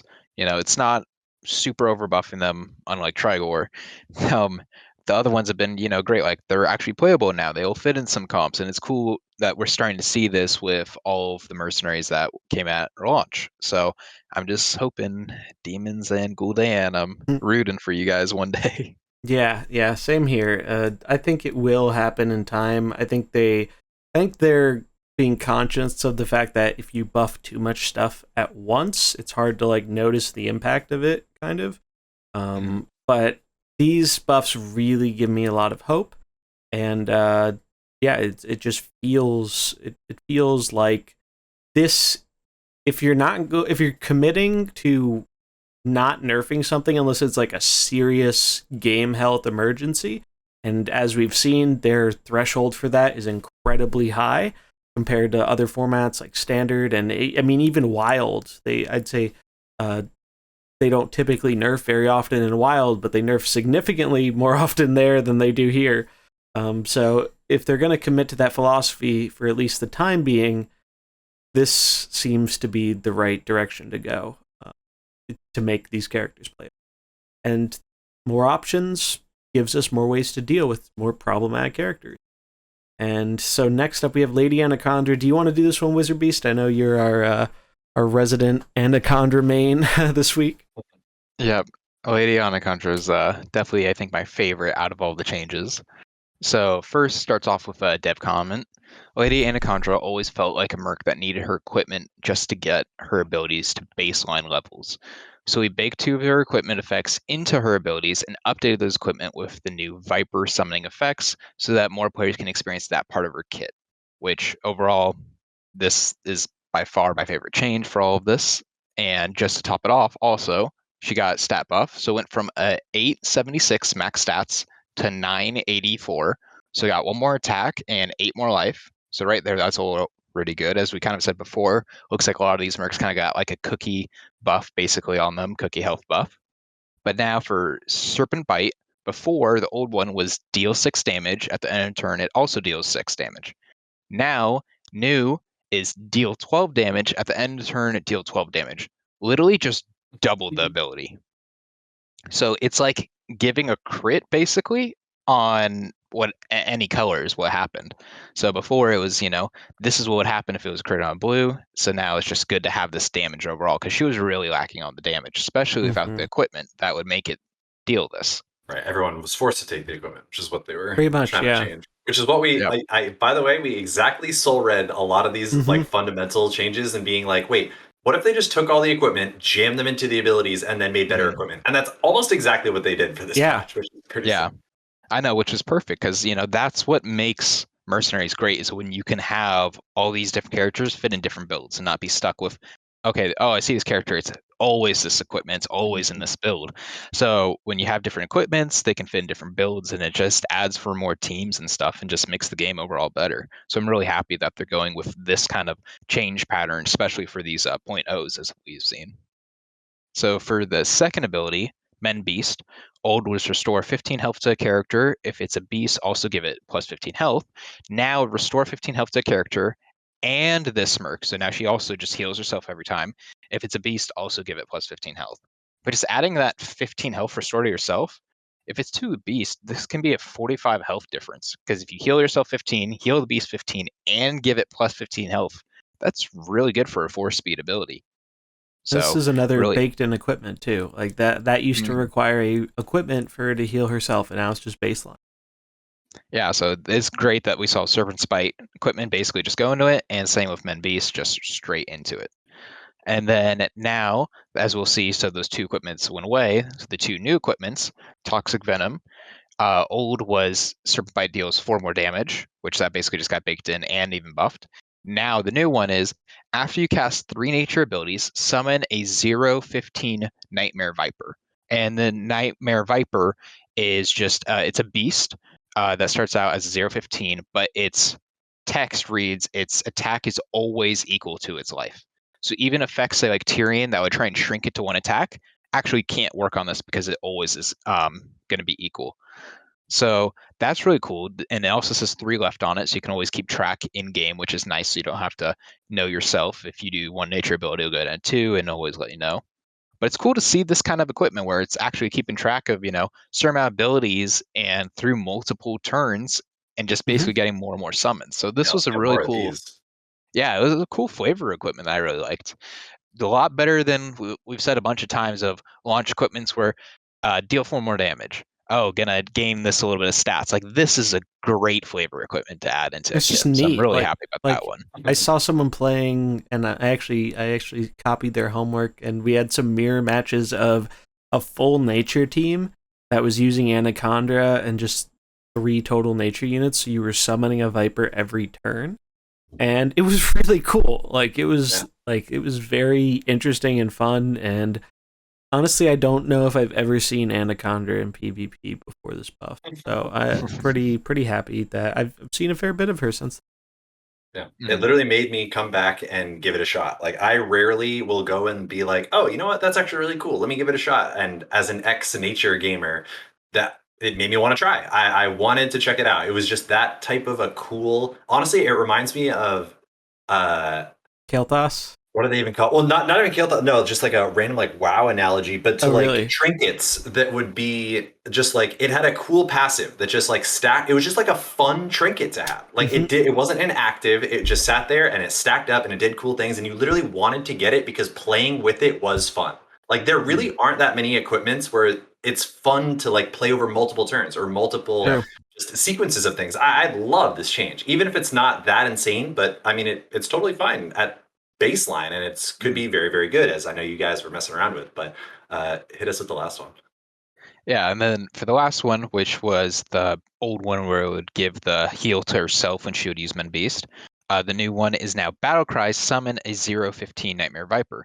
So now all three of our equipments have to deal for Viper. So before, no one really ever summoned her Viper before. No. So this really adds into her kit of, you know what? You're going to have a Viper almost in any type of game you play with her. So kind of learn how you want to use it. Do you want to have multiple coming out? Do you want to just have it right away? And me and Zombies were playing a build that I ended up making, which was a lot of fun, where you do summon the Viper with the Battle Cry, and you do Yulon and Cho with it, and basically just go for the health buff always, and then Cho would do buffs or summons, and you just keep healing your Viper. Turn 1, it would become a 45/45, and Cho would have damage reduction of reduce the damage by 8 on the Viper. So it would be crazy how strong this Viper can get. And the cool thing too is even against a Valera Trigor build, because it would be the lowest, even with Valera and Trigor hitting it, it doesn't die. It survives out 1 life. And then you would end up healing it too, and then it would just go back to full as 45/45. So it just completely counters basically those Trigor Valera builds. That's sweet. But yeah, no, it's been an amazing, just like overall, just fun build. Just try and get this like massive Viper. You'd run always N'Zoth on the back line, so it's like, okay, they killed my front. N'Zoth's going to come in and blow up the Viper for like 100 damage against the board. So I love that. Yeah, we got that off it's once. been amazing. It was pretty sick against the big pirates. We The just big pirates. blew up a 100 plus Viper and just nuked them. It was really funny. Yeah, it's just honestly like I don't think it would be a top tier build. Definitely N'Zoth opener counters this. Yeah. But yeah, you can, if you learn to read that they're going to have a N'Zoth, you can just open with your own N'Zoth and hold Anaconda, because then you basically just have the regular Cho summon build. N'Zoth, Yulon, Cho.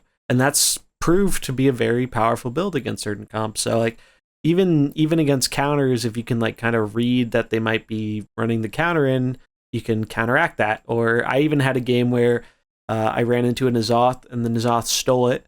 And then when my N'Zoth came out, I stole it back, and it was really funny. So even like just games like that are really fun, and it's a different kind of gameplay than we're used to seeing. Which more of that's always a good thing. Summons have they've really expanded the design philosophy and like just in general the strength of character of the summon mechanic that was literally unplayable for so many months so bad. The original. In Mercenaries, and now there's so many cool stuff. That's sweet. Yeah, I still am hoping for +1 more slot eventually on the board. Yeah, me too. Especially if all the summon stuff. With all of this attention that's being given, it seems pretty free. Especially like we were talking about last time, where like the 7th spot is like already there. Like 8 is like, okay, fine, we don't have to give us 8 or whatever, but like just open up a little bit more. Seems pretty free. Definitely free. We'll move on though, because we do have some more to get through here. There are only like I think only two or three more like super big reworks. So Murgle, dev comment, Murgle always wanted to be the healer for the Murloc party, but unfortunately other characters provided more value. We've redesigned his healing to give him the tools to be the Murloc healer he always wanted to be.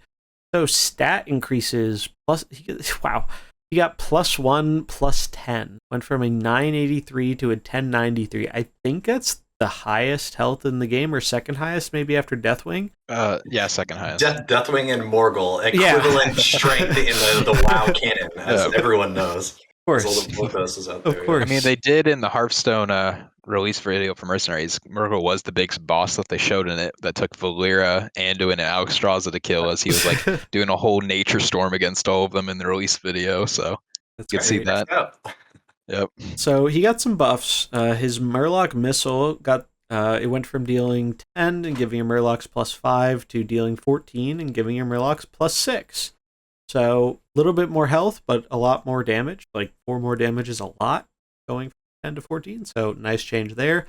Healing Wave went from cooldown 1, restore 15. If the target has not acted, restore 30. Now it's cooldown 0, so no more cooldown. I always thought it was weird how that had a cooldown.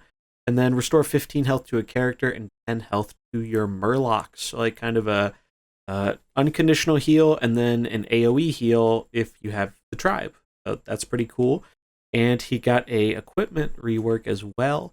Dowsing Rod went from healing wave restores 10 more health to passive. After one of your Murlocs takes 20 or more damage in a single hit, restore 8 health to it.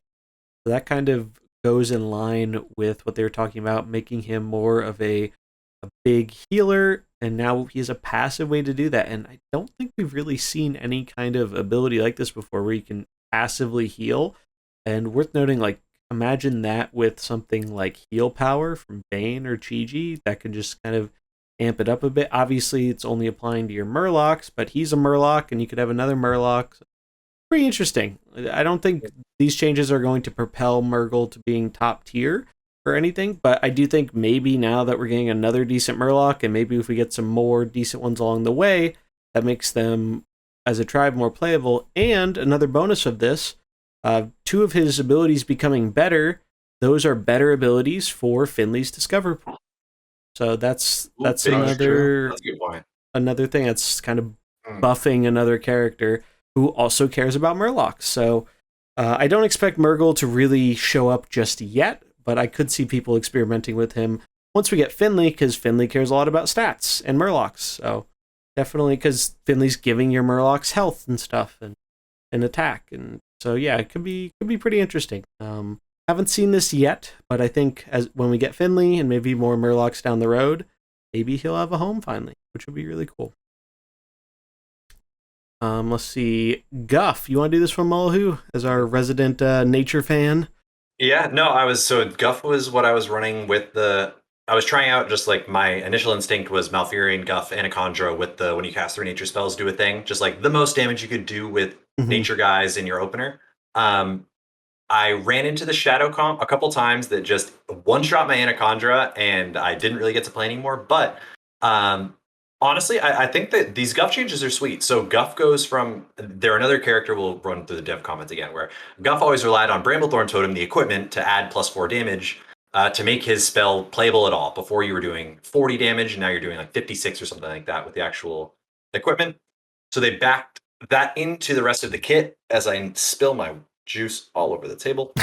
And including a new backline character option with the Bramblethorn Totem rework. So the 2 biggest changes are honestly that your equipment, now you basically want with Guff to take your new, when you use your taunt, you get more stats. Before, everyone was just taking the deal extra damage with Guff. And you would taunt like very frequently. Like any Nature House gamers out there, it was a very, very, very common play pattern for Guff to, in the middle of combat somewhere funky, you would have the 0 speed taunt with Malfurion, get the stats, immediately block damage, and just get huge and then play out from there. Now, an additional chunk of stats using this new equipment is a big change, but Living Brambles now just always does 14, and at Nature Combo repeats it. The animation is also different. It shoots 2 little, like, thwip thwip, and it completely surprised me. I actually don't really like the change that much, but the animation actually, like, for the entire spell is different. I don't know if that changed with some of the other characters, but yeah, they added a lot of different animations. Shadow Claws got one. They gave a lot of characters that were, like, reusing animations across characters. They gave, like, unique ones to a lot of characters. Cool. No, I mean, it's definitely, I mean, before it was not like thorny at all, and now it is like the thorn style thing. But in terms of Guff's actual stats, he went from a 1080 to a 1291. This guy already attacked, and the bonus health with Malfurion and with healing and with Cookie Buff, I mean, he's just a 100 health merc now with a Cookie Buff. So huge stat change for someone that can actually use it. And now you just get a free other equipment choice that is more stats. So again, like we're seeing these changes with stats as a means of buffing these characters instead of actually just really hardcore changing their abilities. But now, as well, you have another new equipment that has the Living Brambles is gone, and now there's a battle cry, restore 20 health to your characters. Pales in comparison to the Reno.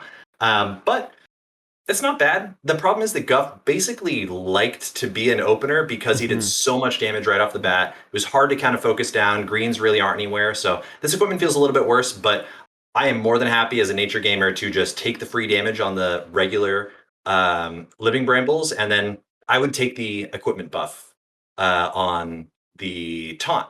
Is just quite good. But overall, nature is still a little bit struggling. Kind of needs Bane is good, right? Bane has been a big change for nature, and I think will be something that will help it move down the pipeline a little bit more. But I think nature is a little bit lacking. Kind of was really strong at the beginning of mercenaries as a whole historically, and so it had its time in the sun. It's okay. I'll wait for kind of the second rotation, but Gup is great and just got better. Yeah, it's kind of interesting because like even though they changed one equipment entirely by baking in the other one, like you said, they basically made a previously unplayable equipment quite viable between the extra stats being useful for just making him even bigger.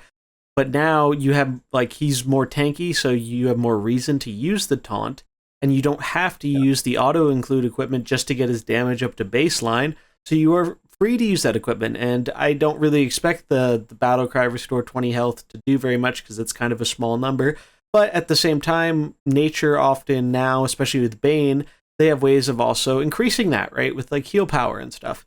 So maybe they can make that more, but generally I think the big thing is just baking in that extra damage so you have the freedom to use this other equipment, and now you can make Guff really, really big, whereas before his stats weren't bad, they weren't big enough to be like scaling yourself up or being a taunt.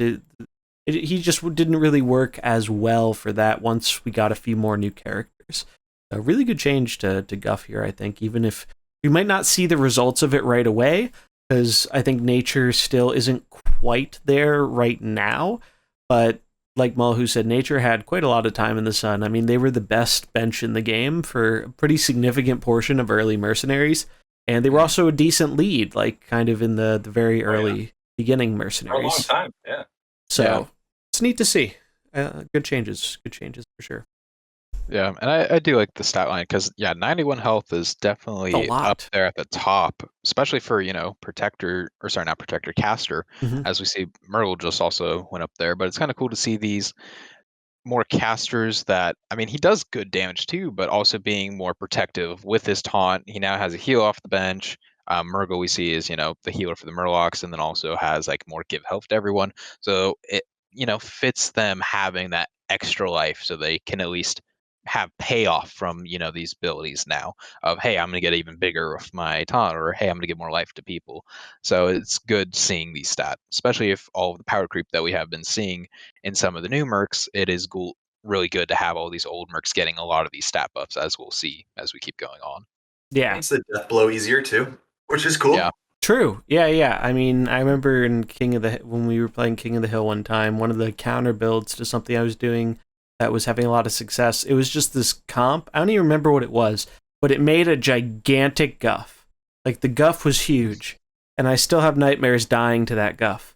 Like, the Guff soloed my whole team. They just had enough sustain where they kept growing it, and they would get the death blow with hitting in and gaining more stats, and it was ridiculous. Like, it was really, really cool. So and with more summons now too, honestly, that gets a lot better to just death blow, like snipe something, pump everybody up. That's not bad. It's true. Yeah, no, it's an interesting effect of like death blow is a lot better when there are smaller things that you can death blow, because obviously it's harder to death blow a mercenary sometimes, especially multiple times. So that's definitely a consideration. So we got some more simple changes here. Garrosh got a change. His Makgora ability went from attack an enemy, it attacks a merc, to take 5 less damage this turn. Attack an enemy, it attacks back. Nice change. I don't think it's going to be super significant, but happy to see it nonetheless. Maybe once we get a bit more orc support, this will be more relevant. Also, Makgora is now 5 speed at all levels. This was actually a kind of thing in the community where people were not upgrading Makgora fully because they wanted it at 6 speed, so you could combo it with other orc things like Thrall at 6, and a lot of the orcs have abilities at 6 that pump themselves up. So this was kind of getting a benefit from that. I think that's one of those things that was kind of a oversight at launch, where they wanted you to feel like you were progressing, so they had these abilities at lower speed, but then it made for unintended gameplay consequences, like there was one for Sylvanas where if you didn't upgrade her skill 1, you could combo her with Diablo for critting and stuff. And that just creates, because you can't obviously unupgrade your mercenaries, and they don't want people to not max a character to get an advantage. So it kind of makes sense that they're saying, hey, it's 5 speed at all levels. That's not really what we want to be doing with the game. That's kind of like a unintentional launch oversight. So cool change, not super significant, but it's still cool to see. Lich King got kind of a similar change too, giving his Frostbite 5 speed at all levels, but he got some stats as well. He got +1 attack and +4 health. Nice change. I think they kind of realized that a lot of these attacking characters, they were not only were they taking damage from other mercs, but the residual damage added up. And casters, we all remember from launch, casters were like so good because not only were they just dealing a lot of damage, they weren't taking any damage while dealing damage, at least from their own ability. So I think this is kind of them saying, yeah, we want these attacking and characters to be able to do what they're trying to do without just taking 1 million damage and dealing a bit more damage while they're doing it. 1 attack isn't a lot more, but it definitely adds up. A lot. Mm-hmm. 14's one of the highest in the game. That's true. It is one of, I think it's tied for the highest base attack in the game. So that's nice to see. I really like seeing the attacking focused characters get a little bit of a buff in that respect. Cookie got a really interesting change, and this also clarifies something that I think is pretty important. So Cookie, before he had bleed 5 to all enemies, restore 5 health to friendly murlocs and pirates. Now it's bleed 10 to all enemies, restore 10 health to friendly murlocs and pirates. Dev comment, Cookie was the first playable merc that we designed with the bleed effect. At the time, we thought it would be a good idea to allow bleed to scale with spell damage. We've decided that bleed should not be increased by spell damage buffs, so we've adjusted the base power of the ability to compensate for that. So we've already seen they reworked bleed because of crit stuff, but now they're reworking Cookie because he was obviously kind of designed with, I think, the critting and the spell damage buff in mind. And I think the Golden Monkey also is part of the reason they decided to do this, because you could 5-speed Monkey, because it showed on the Cookie's bleed getting spell damage from the Monkey, but it didn't actually get it. So I think this is just them finally kind of addressing that, and I think it's fine. I'm a little sad to see it go, but we kind of got to a point where it wasn't super relevant anyway. It probably would have been a little bit silly with the Monkey, to be honest, but everything kind of is with the Monkey. So reasonable change. I don't think it's You used to just cast. I mean, the Cookie doesn't really see the light of day anymore, but they're saying like bleed shouldn't be increased by spell damage. You really did not increase it by spell damage very much when Cookie was at the height of playability, and so you were just regularly taking the bleed for 5 and totally happy with it. Doubling that, again, it's kind of not of this era anymore, but there was one build that would have been a great huge buff. Yeah, there was big bleed. Big bleed was the thing. Yeah. I remember the big bleed, but yeah, it was fringe, right? It was fringe, and that was also when bleed crit. So not only were you getting extra bleed damage, scaling up the bleed, it would double if you were hitting for a crit, and now it doesn't do that anymore. So feels very logical that they're just upping it to compensate. Yeah, it kind of evens it all out. So, which honestly just makes it stronger now because it's like you're critting on everyone, kind of like before. So, but yeah, I think, especially seeing with all of these damage increases across things. I mean, we see Elise turn to 18 bleed to everything now, versus say a Cookie turn to 10 bleed to everything and just a little bit of heal to yourself. So there's big difference there. So I think putting it to 10 is fine. I think it's the least they could do. To set it at. Mm-hmm. So cool change there. Zajar is going to change some stat buffs on her. Went from an 877 to a 986.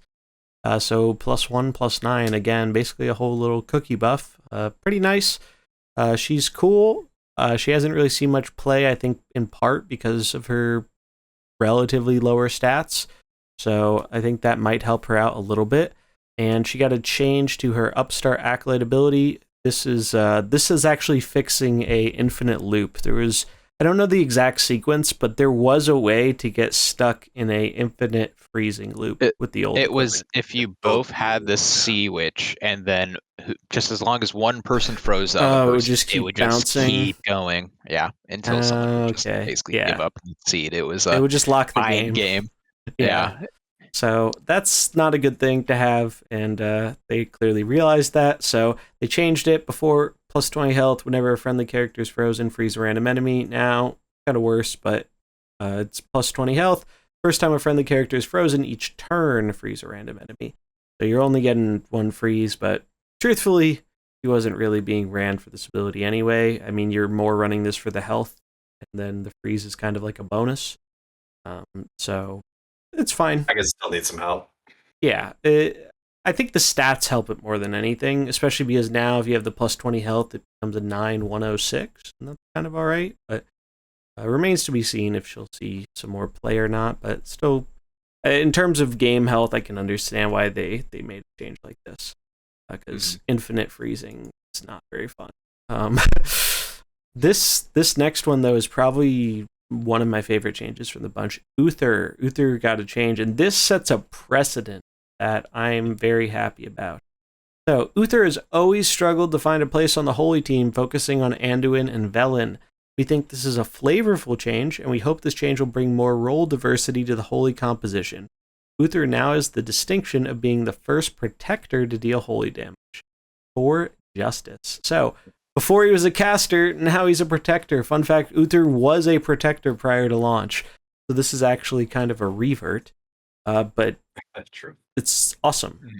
This is exactly kind of, I mean, I didn't expect this at all, but this sets a precedent that characters can be changed in their typing. That is a huge precedent, and it gives me hope for Mutanus. Even though they don't want to make Murlocs have a bunch of reds, I'm still going to be on the copium for red Mutanus. But so he's red now. That's kind of awesome. The Holy Comp really was lacking in reds, so that's pretty significant. He also got some stats. So he got an additional 1 attack, and he got an additional 9 health, going from 1182 to 1291. Pretty big increase in stats there, and we do remember Uther got another buff kind of recently on his taunt, and now he's getting another one, Hammer of Justice, going from deal 12, next ability is 3 slower, to deal 15, next ability is 3 slower. The Hammer really needed this. You were basically forced into using, if you wanted to use Uther offensively, you were forced into using his extra damage equipment. And that's just not a very good feeling. And even then, it wasn't even that great. It was just like kind of like with the other characters, it kind of just made it baseline. So now, 15 base, 19 with the equipment, that's a significant bump up in damage. I've played a little bit with Uther, and he really appreciates that kind of change. So I love this change. As someone who's been trying to make the Holy Comp work, I think this is a pretty significant buff, and I think this gives comp some needed color diversity. So yeah, and just the precedent it sets is awesome. I think that's a really cool precedent. Yeah, no, I mean, there's just so many things that could just change in the game overall if they just throw. It's just like, hey, imagine if Lokar goes from like a red just all of a sudden to a green. Of like how much that would change. Of all of a sudden he's anti-caster. Like I don't think that would ever happen, but now just things could happen if they feel like something needs to kind of lean a certain way, or it's like, hey, maybe this person, as we saw with Uther, isn't fitting in this. What if we change the color to something I'll fit in more? So seeing like something demons, as you saw, like Mutanus, could, I think, be a red also. It's for possible. Murloc.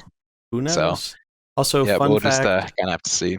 Localar used to be a blue before release, but they thought Frost was too blue heavy. But it's kind of insane though, because like if he was a blue, maybe we just never had a Valyric counter.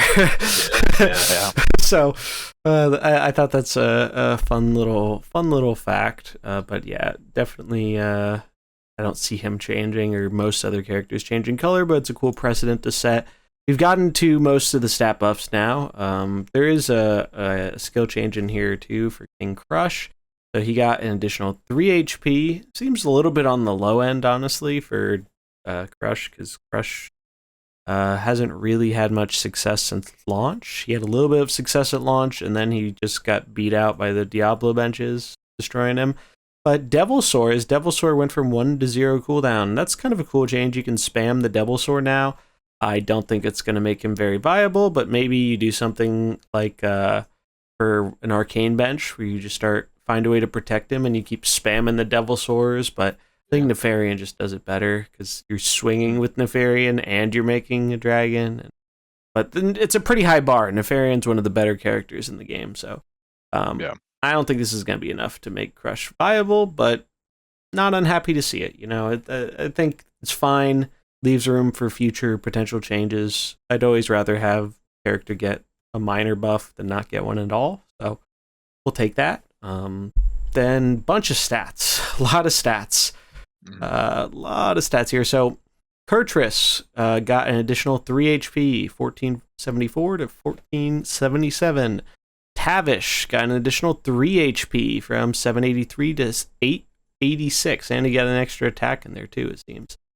Jaraxxus, this one kind of made me laugh a little bit because I was really hoping for the demon buffs this patch, and I mean we technically got them, but +2/+2. I don't think that's going to be saving the demons. Manaroth got a bit more in the way of stats. He got +2/+6, so a little bit beefier there.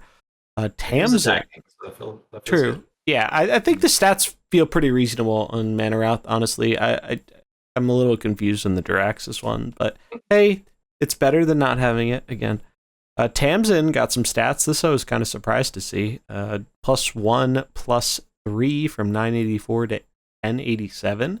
Maybe we're setting up for some undead tribal stuff with the next drop. We'll see. Voon went from a 982 to a 1090, so +1/+8. Pretty significant stat buff on him. Rokara, for some reason, got stat buffs. 1086 to a 1079, so got 3 HP. This one I was really surprised to see, actually. Ragnaros got some HP. He was always like comically low HP at 69. He went from 969 to 1075, so that's pretty significant. +1/+6 on Rag. He really appreciates that extra HP. Maybe now you can run him with the fire equipment sometimes. Antonidas got some stats. Got +1/+3 from 673 to 776. So maybe we'll have to run back the WizardBeast fire comp, throw Bran in there, see what can happen. Yeah. And now they've got some extra stats to work with. Yep, especially if all the crit stuff that you can do with Bran now too, if that fire comp. So, exactly, yeah. No, could be cool. Could be worth trying out.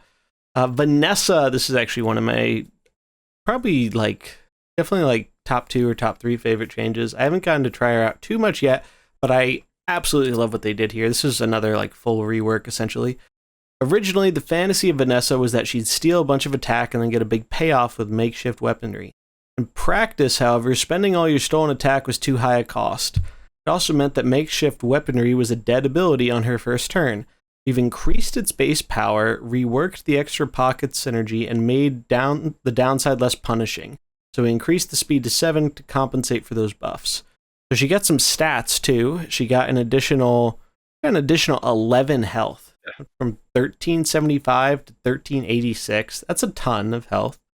Makeshift weaponry. Before 3 speed, spend all your stolen attack, deal that much to all enemies. Now, speed 7, deal 12 damage to all enemies, improved by stolen attack. So now, that's also worth noting, this is a 0 cooldown ability. So now you can just start spamming some AoEs, and if you start building up your attack, you make even bigger AoEs. Yeah, it's a little bit slower, but I think that's fine, and you have Edwin to speed it up potentially. So works out. And then extra pockets, I love this one. Before, it was after using makeshift weaponry, this merc keeps up to 10 attack. Now that she keeps the attack by default and you're not spending it, now it's Battle Cry. Steal 4 attack from an enemy opposite this. So that's pretty good. It can make her start out as a 1786. And then not only that, you're giving more damage to your AoE. So your AoE starts out as a 16 damage AoE. That's a lot. And you can do that every single turn. So I love this change. Vanessa I always thought was so cool, but she was so bad. it was comical how bad she was. And these are changes that, especially now that we have more pirates and that the pirates have improved, I could see Vanessa in a legitimate comp now. Like, I really like these changes. I think it's just it fits her more thematically, and it bumps up the power to like a reasonable level. And that's, I mean, what more can you ask for in like a Mercury work change? Like it's pretty much what I want. So pretty happy all around with these changes. She's looking pretty good. I haven't seen anyone try it yet, but gotta try it soon. Has it made its way into the big pirates yet? I could. Yeah, it actually might, because then it's a good AoE too for the end. So, pirates really don't have much in terms of AoE. I guess Sneed is Sneed is the main one. If you run the equipment. Sneed is really the AoE king in pirates, and he's good at what he does with that. Yeah. But yeah, so sweet change. Happy to see it. Then we got some more stat buffs. Nuzao, 1080 to a 1087, so 7 HP there. Vandar, 1383 to 1386, so 3 HP. Deathwing got quite a bit of stats. Went from a 1290 to a 1494. This is really good change. Like, it felt weird that Deathwing just was lower on attack. Now with Nefarian, he's smacking in for 20 attack. That feels more like Deathwing. Like before, it just felt like Deathwing's this big, iconic, powerful dragon, and it felt like he hit like a wet noodle. So I'm happy they're making Deathwing. Also, now he's the biggest stat character in the game, I believe. Highest attack and health, right? Yeah, or tied for highest attack with Lich Arthas, King. I think. Yeah. Yep. But yeah, and what's his face? Kurtrus. True. Yeah, Kurtrus. He's also 14 now. So yeah, good change. Really like that. Onyxia got a change, so she got some stats. I was honestly hoping she'd get a little bit more stats, but again, we'll take it. Before she was a 1070, now she's an 1175. So she really needed at least 5. I was kind of hoping for 10, but we'll take 5 because she was just so frail, especially if you don't have her max 65 base HP. And apparently she was designed that way because she was way more of a glass cannon and had more damage output, but they kind of changed that before launch, so her smaller stats were kind of left over. They did mention they updated the text here. This isn't a change to the equipment. They just made it specify that it deals fire damage. It was already dealing fire damage, but that wasn't really clear with the prior wording, so now it's updated just to make that a bit more clear. Lady Vosh got some stats going from a 1075 to a 1281. Interesting seeing her get the 2 attack there, 6 health. Not bad. I saw Signs playing a kind of cool build with this that I want to try out, and so I guess she probably appreciated those stats. Hooktusk got quite a few stats. Again, a character I was really high on before launch, who I think I overestimated, but she's gotten a few buffs since she came out, and this is, I think, a buff she really needed. Her attack felt kind of underwhelming, and so now she went from 1075 to 1383. That's a lot of stats. Plus 3 attack and plus 8 health. Worth noting, she can use her equipment to get another 3 attack and become a fighter too, so you can be 16 attack from the start without any other buffs. I really like this change. I really hope Hooktusk can become viable, and I think this is a step in the right direction for that.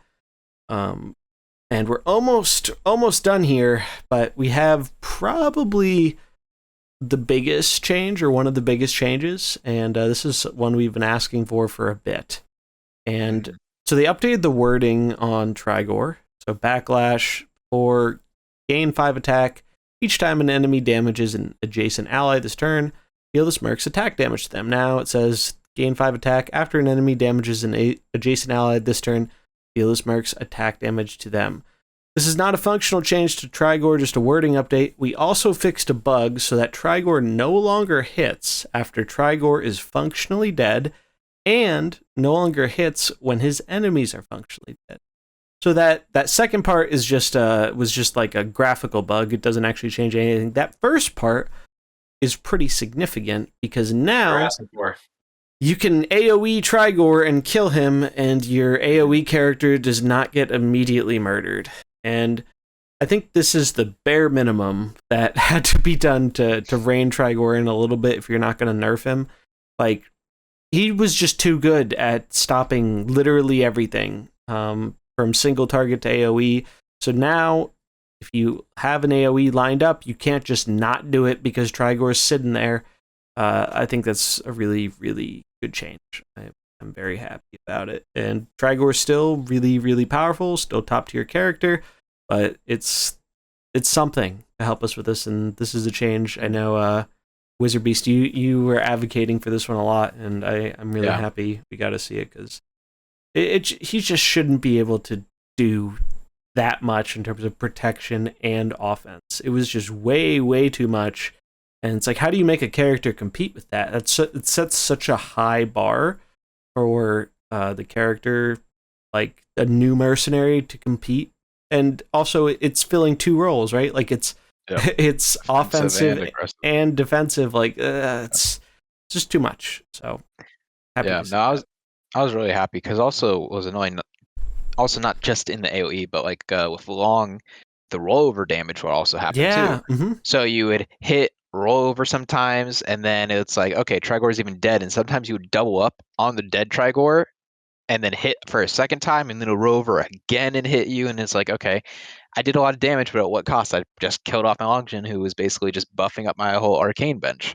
So that was like one of the main things I found out when going into Trigor builds with that arcane backline, is if Trigor was still alive back then, even if you had, like, sometimes I would run like Millhouse or even Tronde, it's like Trigor would just eat up that whole bench, because it's like AoE, and then more even rollover damage. So I'm really happy with that buff, because I feel like that just shouldn't be in the game, where he's literally dead, and from the dead he's still biting you. It's like the other one Hydra head went down, and the other two decided to pop up and to start attacking you as he's fallen. So, and you could get in a loop really with that too, fun. right? Like, if you had the Longjin 2 active, you could hit Trigor, it would roll over, Trigor would retaliate, Longjin would blast if it blasted one of the side characters, and it would have to because Trigor was dead, then Trigor would retaliate again, and it would just keep going, and then your Longjin would die. And it sucked because it also counted overkill damage.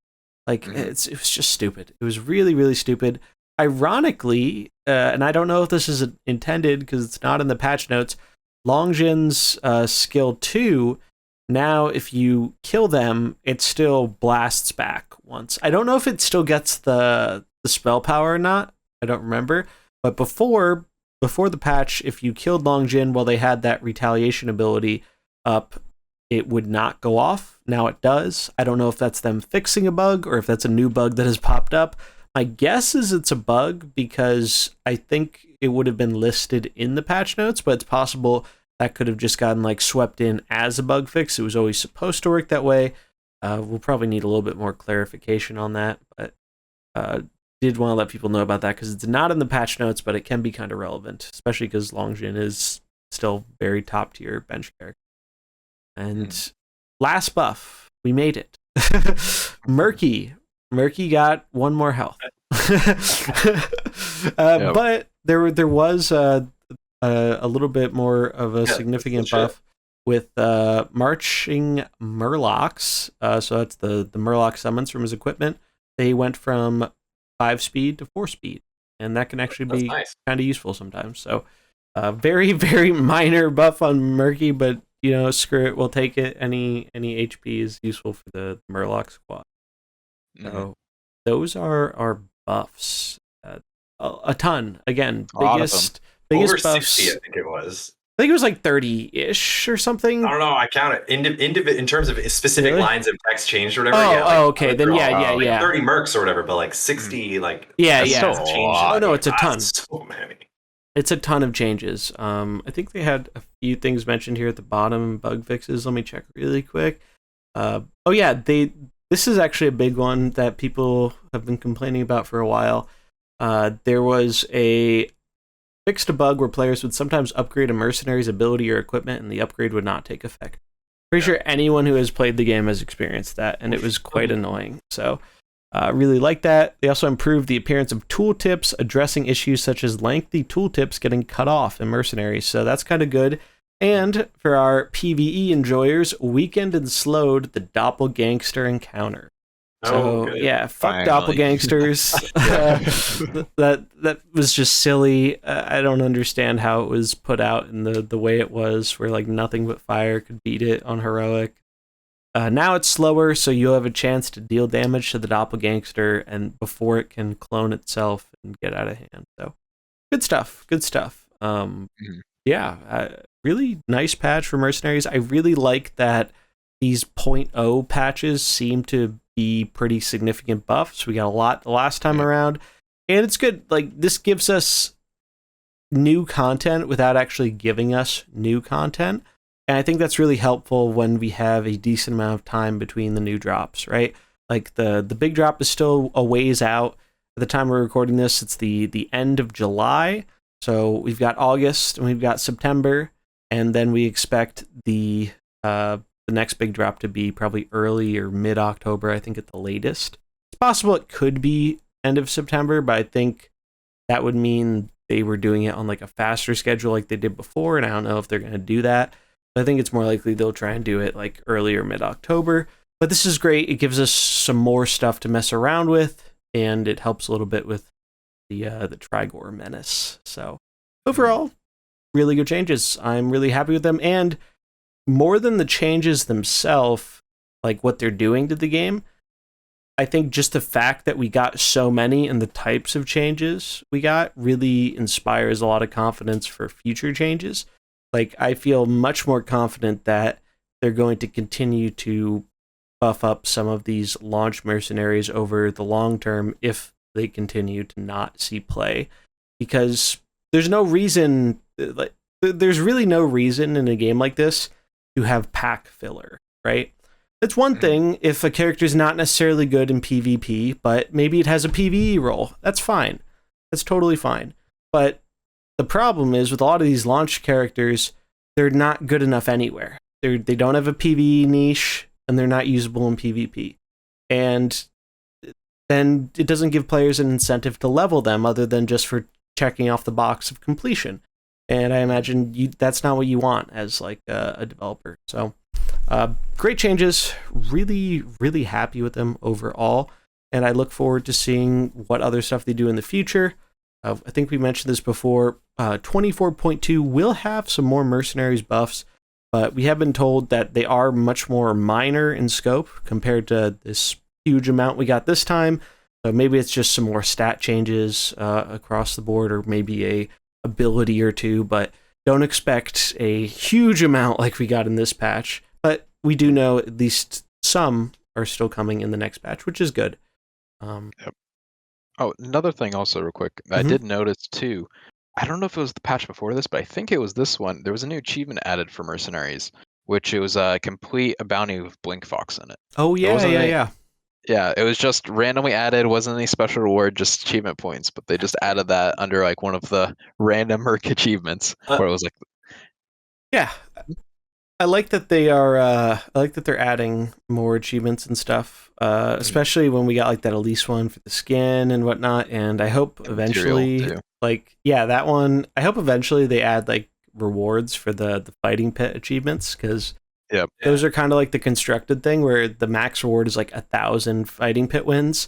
So I'd like something for that. Let me flex that I've beat people 1,000 times in PvP like I do in constructed with the fancy skin, or give me a little gold border on my mercenary items or whatever. We did actually see a little while ago, and I don't know if this is a bug or if it's intended, but it's possible somehow to have animated animated skills in mercenaries. I saw it on Bessia was streaming actually, and I don't know how it happened, but he was looking at one of his mercs and it was animated. Like it was the skill was animated inside the little bubble. That's cool. And I've never seen it since, but it was a really cool little thing. So I think that'd be awesome if, like, for 500 wins or 1,000 wins or whatever, just like give me a little bit of bling. Like, maybe it's too much work to apply animations to all the abilities to the mercenaries, but I would love to see it. It would be really cool. I'm someone who loves that type of stuff. Like most of the reason I spend money on mercenaries is not to progress in the game. It's just for the skins. I like the skins. They look nice. And even people who don't play mercenaries, that's like one of the biggest things I hear from people. It's like, they really have nice skins. Like, I wish I had these skins in Constructed or Battlegrounds or whatever, because, like, damn if they don't have some really good art. And definitely agree with that. It's really cool. So, I do think that is going to wrap it up, though, because this has been a pretty long episode, focusing on all the changes and stuff, but it was really fun to go over this, and hopefully next week we can talk a bit more about the impact that it's had, because it's still pretty early on.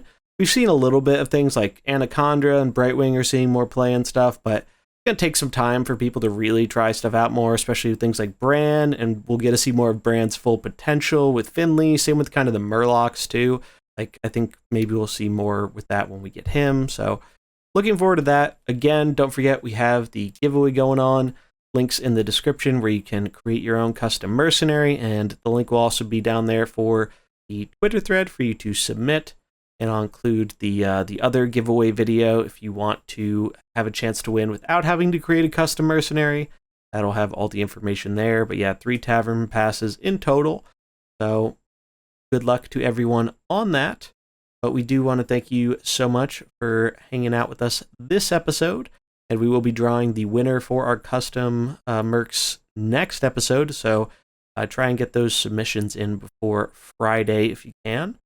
And yeah, looking forward to. I mean, we had a lot of fun last time looking at those custom mercenaries, and it was really hard to pick. So I'm really excited. Guess future characters, Deathwing, Leroy, like enter the game. So it's a cool flex to be able to design something that eventually gets added and see how close yours was. Was it better? Was it worse? So definitely, yeah. Look to past inspiration. See if you can dig up the previous submissions too. Take a peek at what people did. Yeah, because there were some really great ones there, and I think that's why it's kind of fun adding the theme of choosing something from the new expansion, because we know they're going to theme probably the PvE bounties and at least a handful of the new mercenaries off of the new expansion. That's what they've been doing. So maybe we'll see someone come up with some ideas that actually do get implemented in a character. That'd be really cool. I mean, we saw some great designs for Finley and whatnot, but I don't think anyone got close to what he actually did, but it's still cool to see. And it's fun. If you've never made a custom mercenary before, it's a lot of fun to... Yeah, it takes a while too. It does. For it to take longer than you think. It does take a little bit, and we're not sticklers about the craftsmanship. As long as can see you put some thought into the design, that's really what counts the most. But yeah, that is going to do it for episode 27 of The Fighting Pit. If you enjoyed it, do remember to like, comment, subscribe, share, all that jazz, and we will see you next time. Take it easy, everybody. Take care, everyone. Good night. Be safe.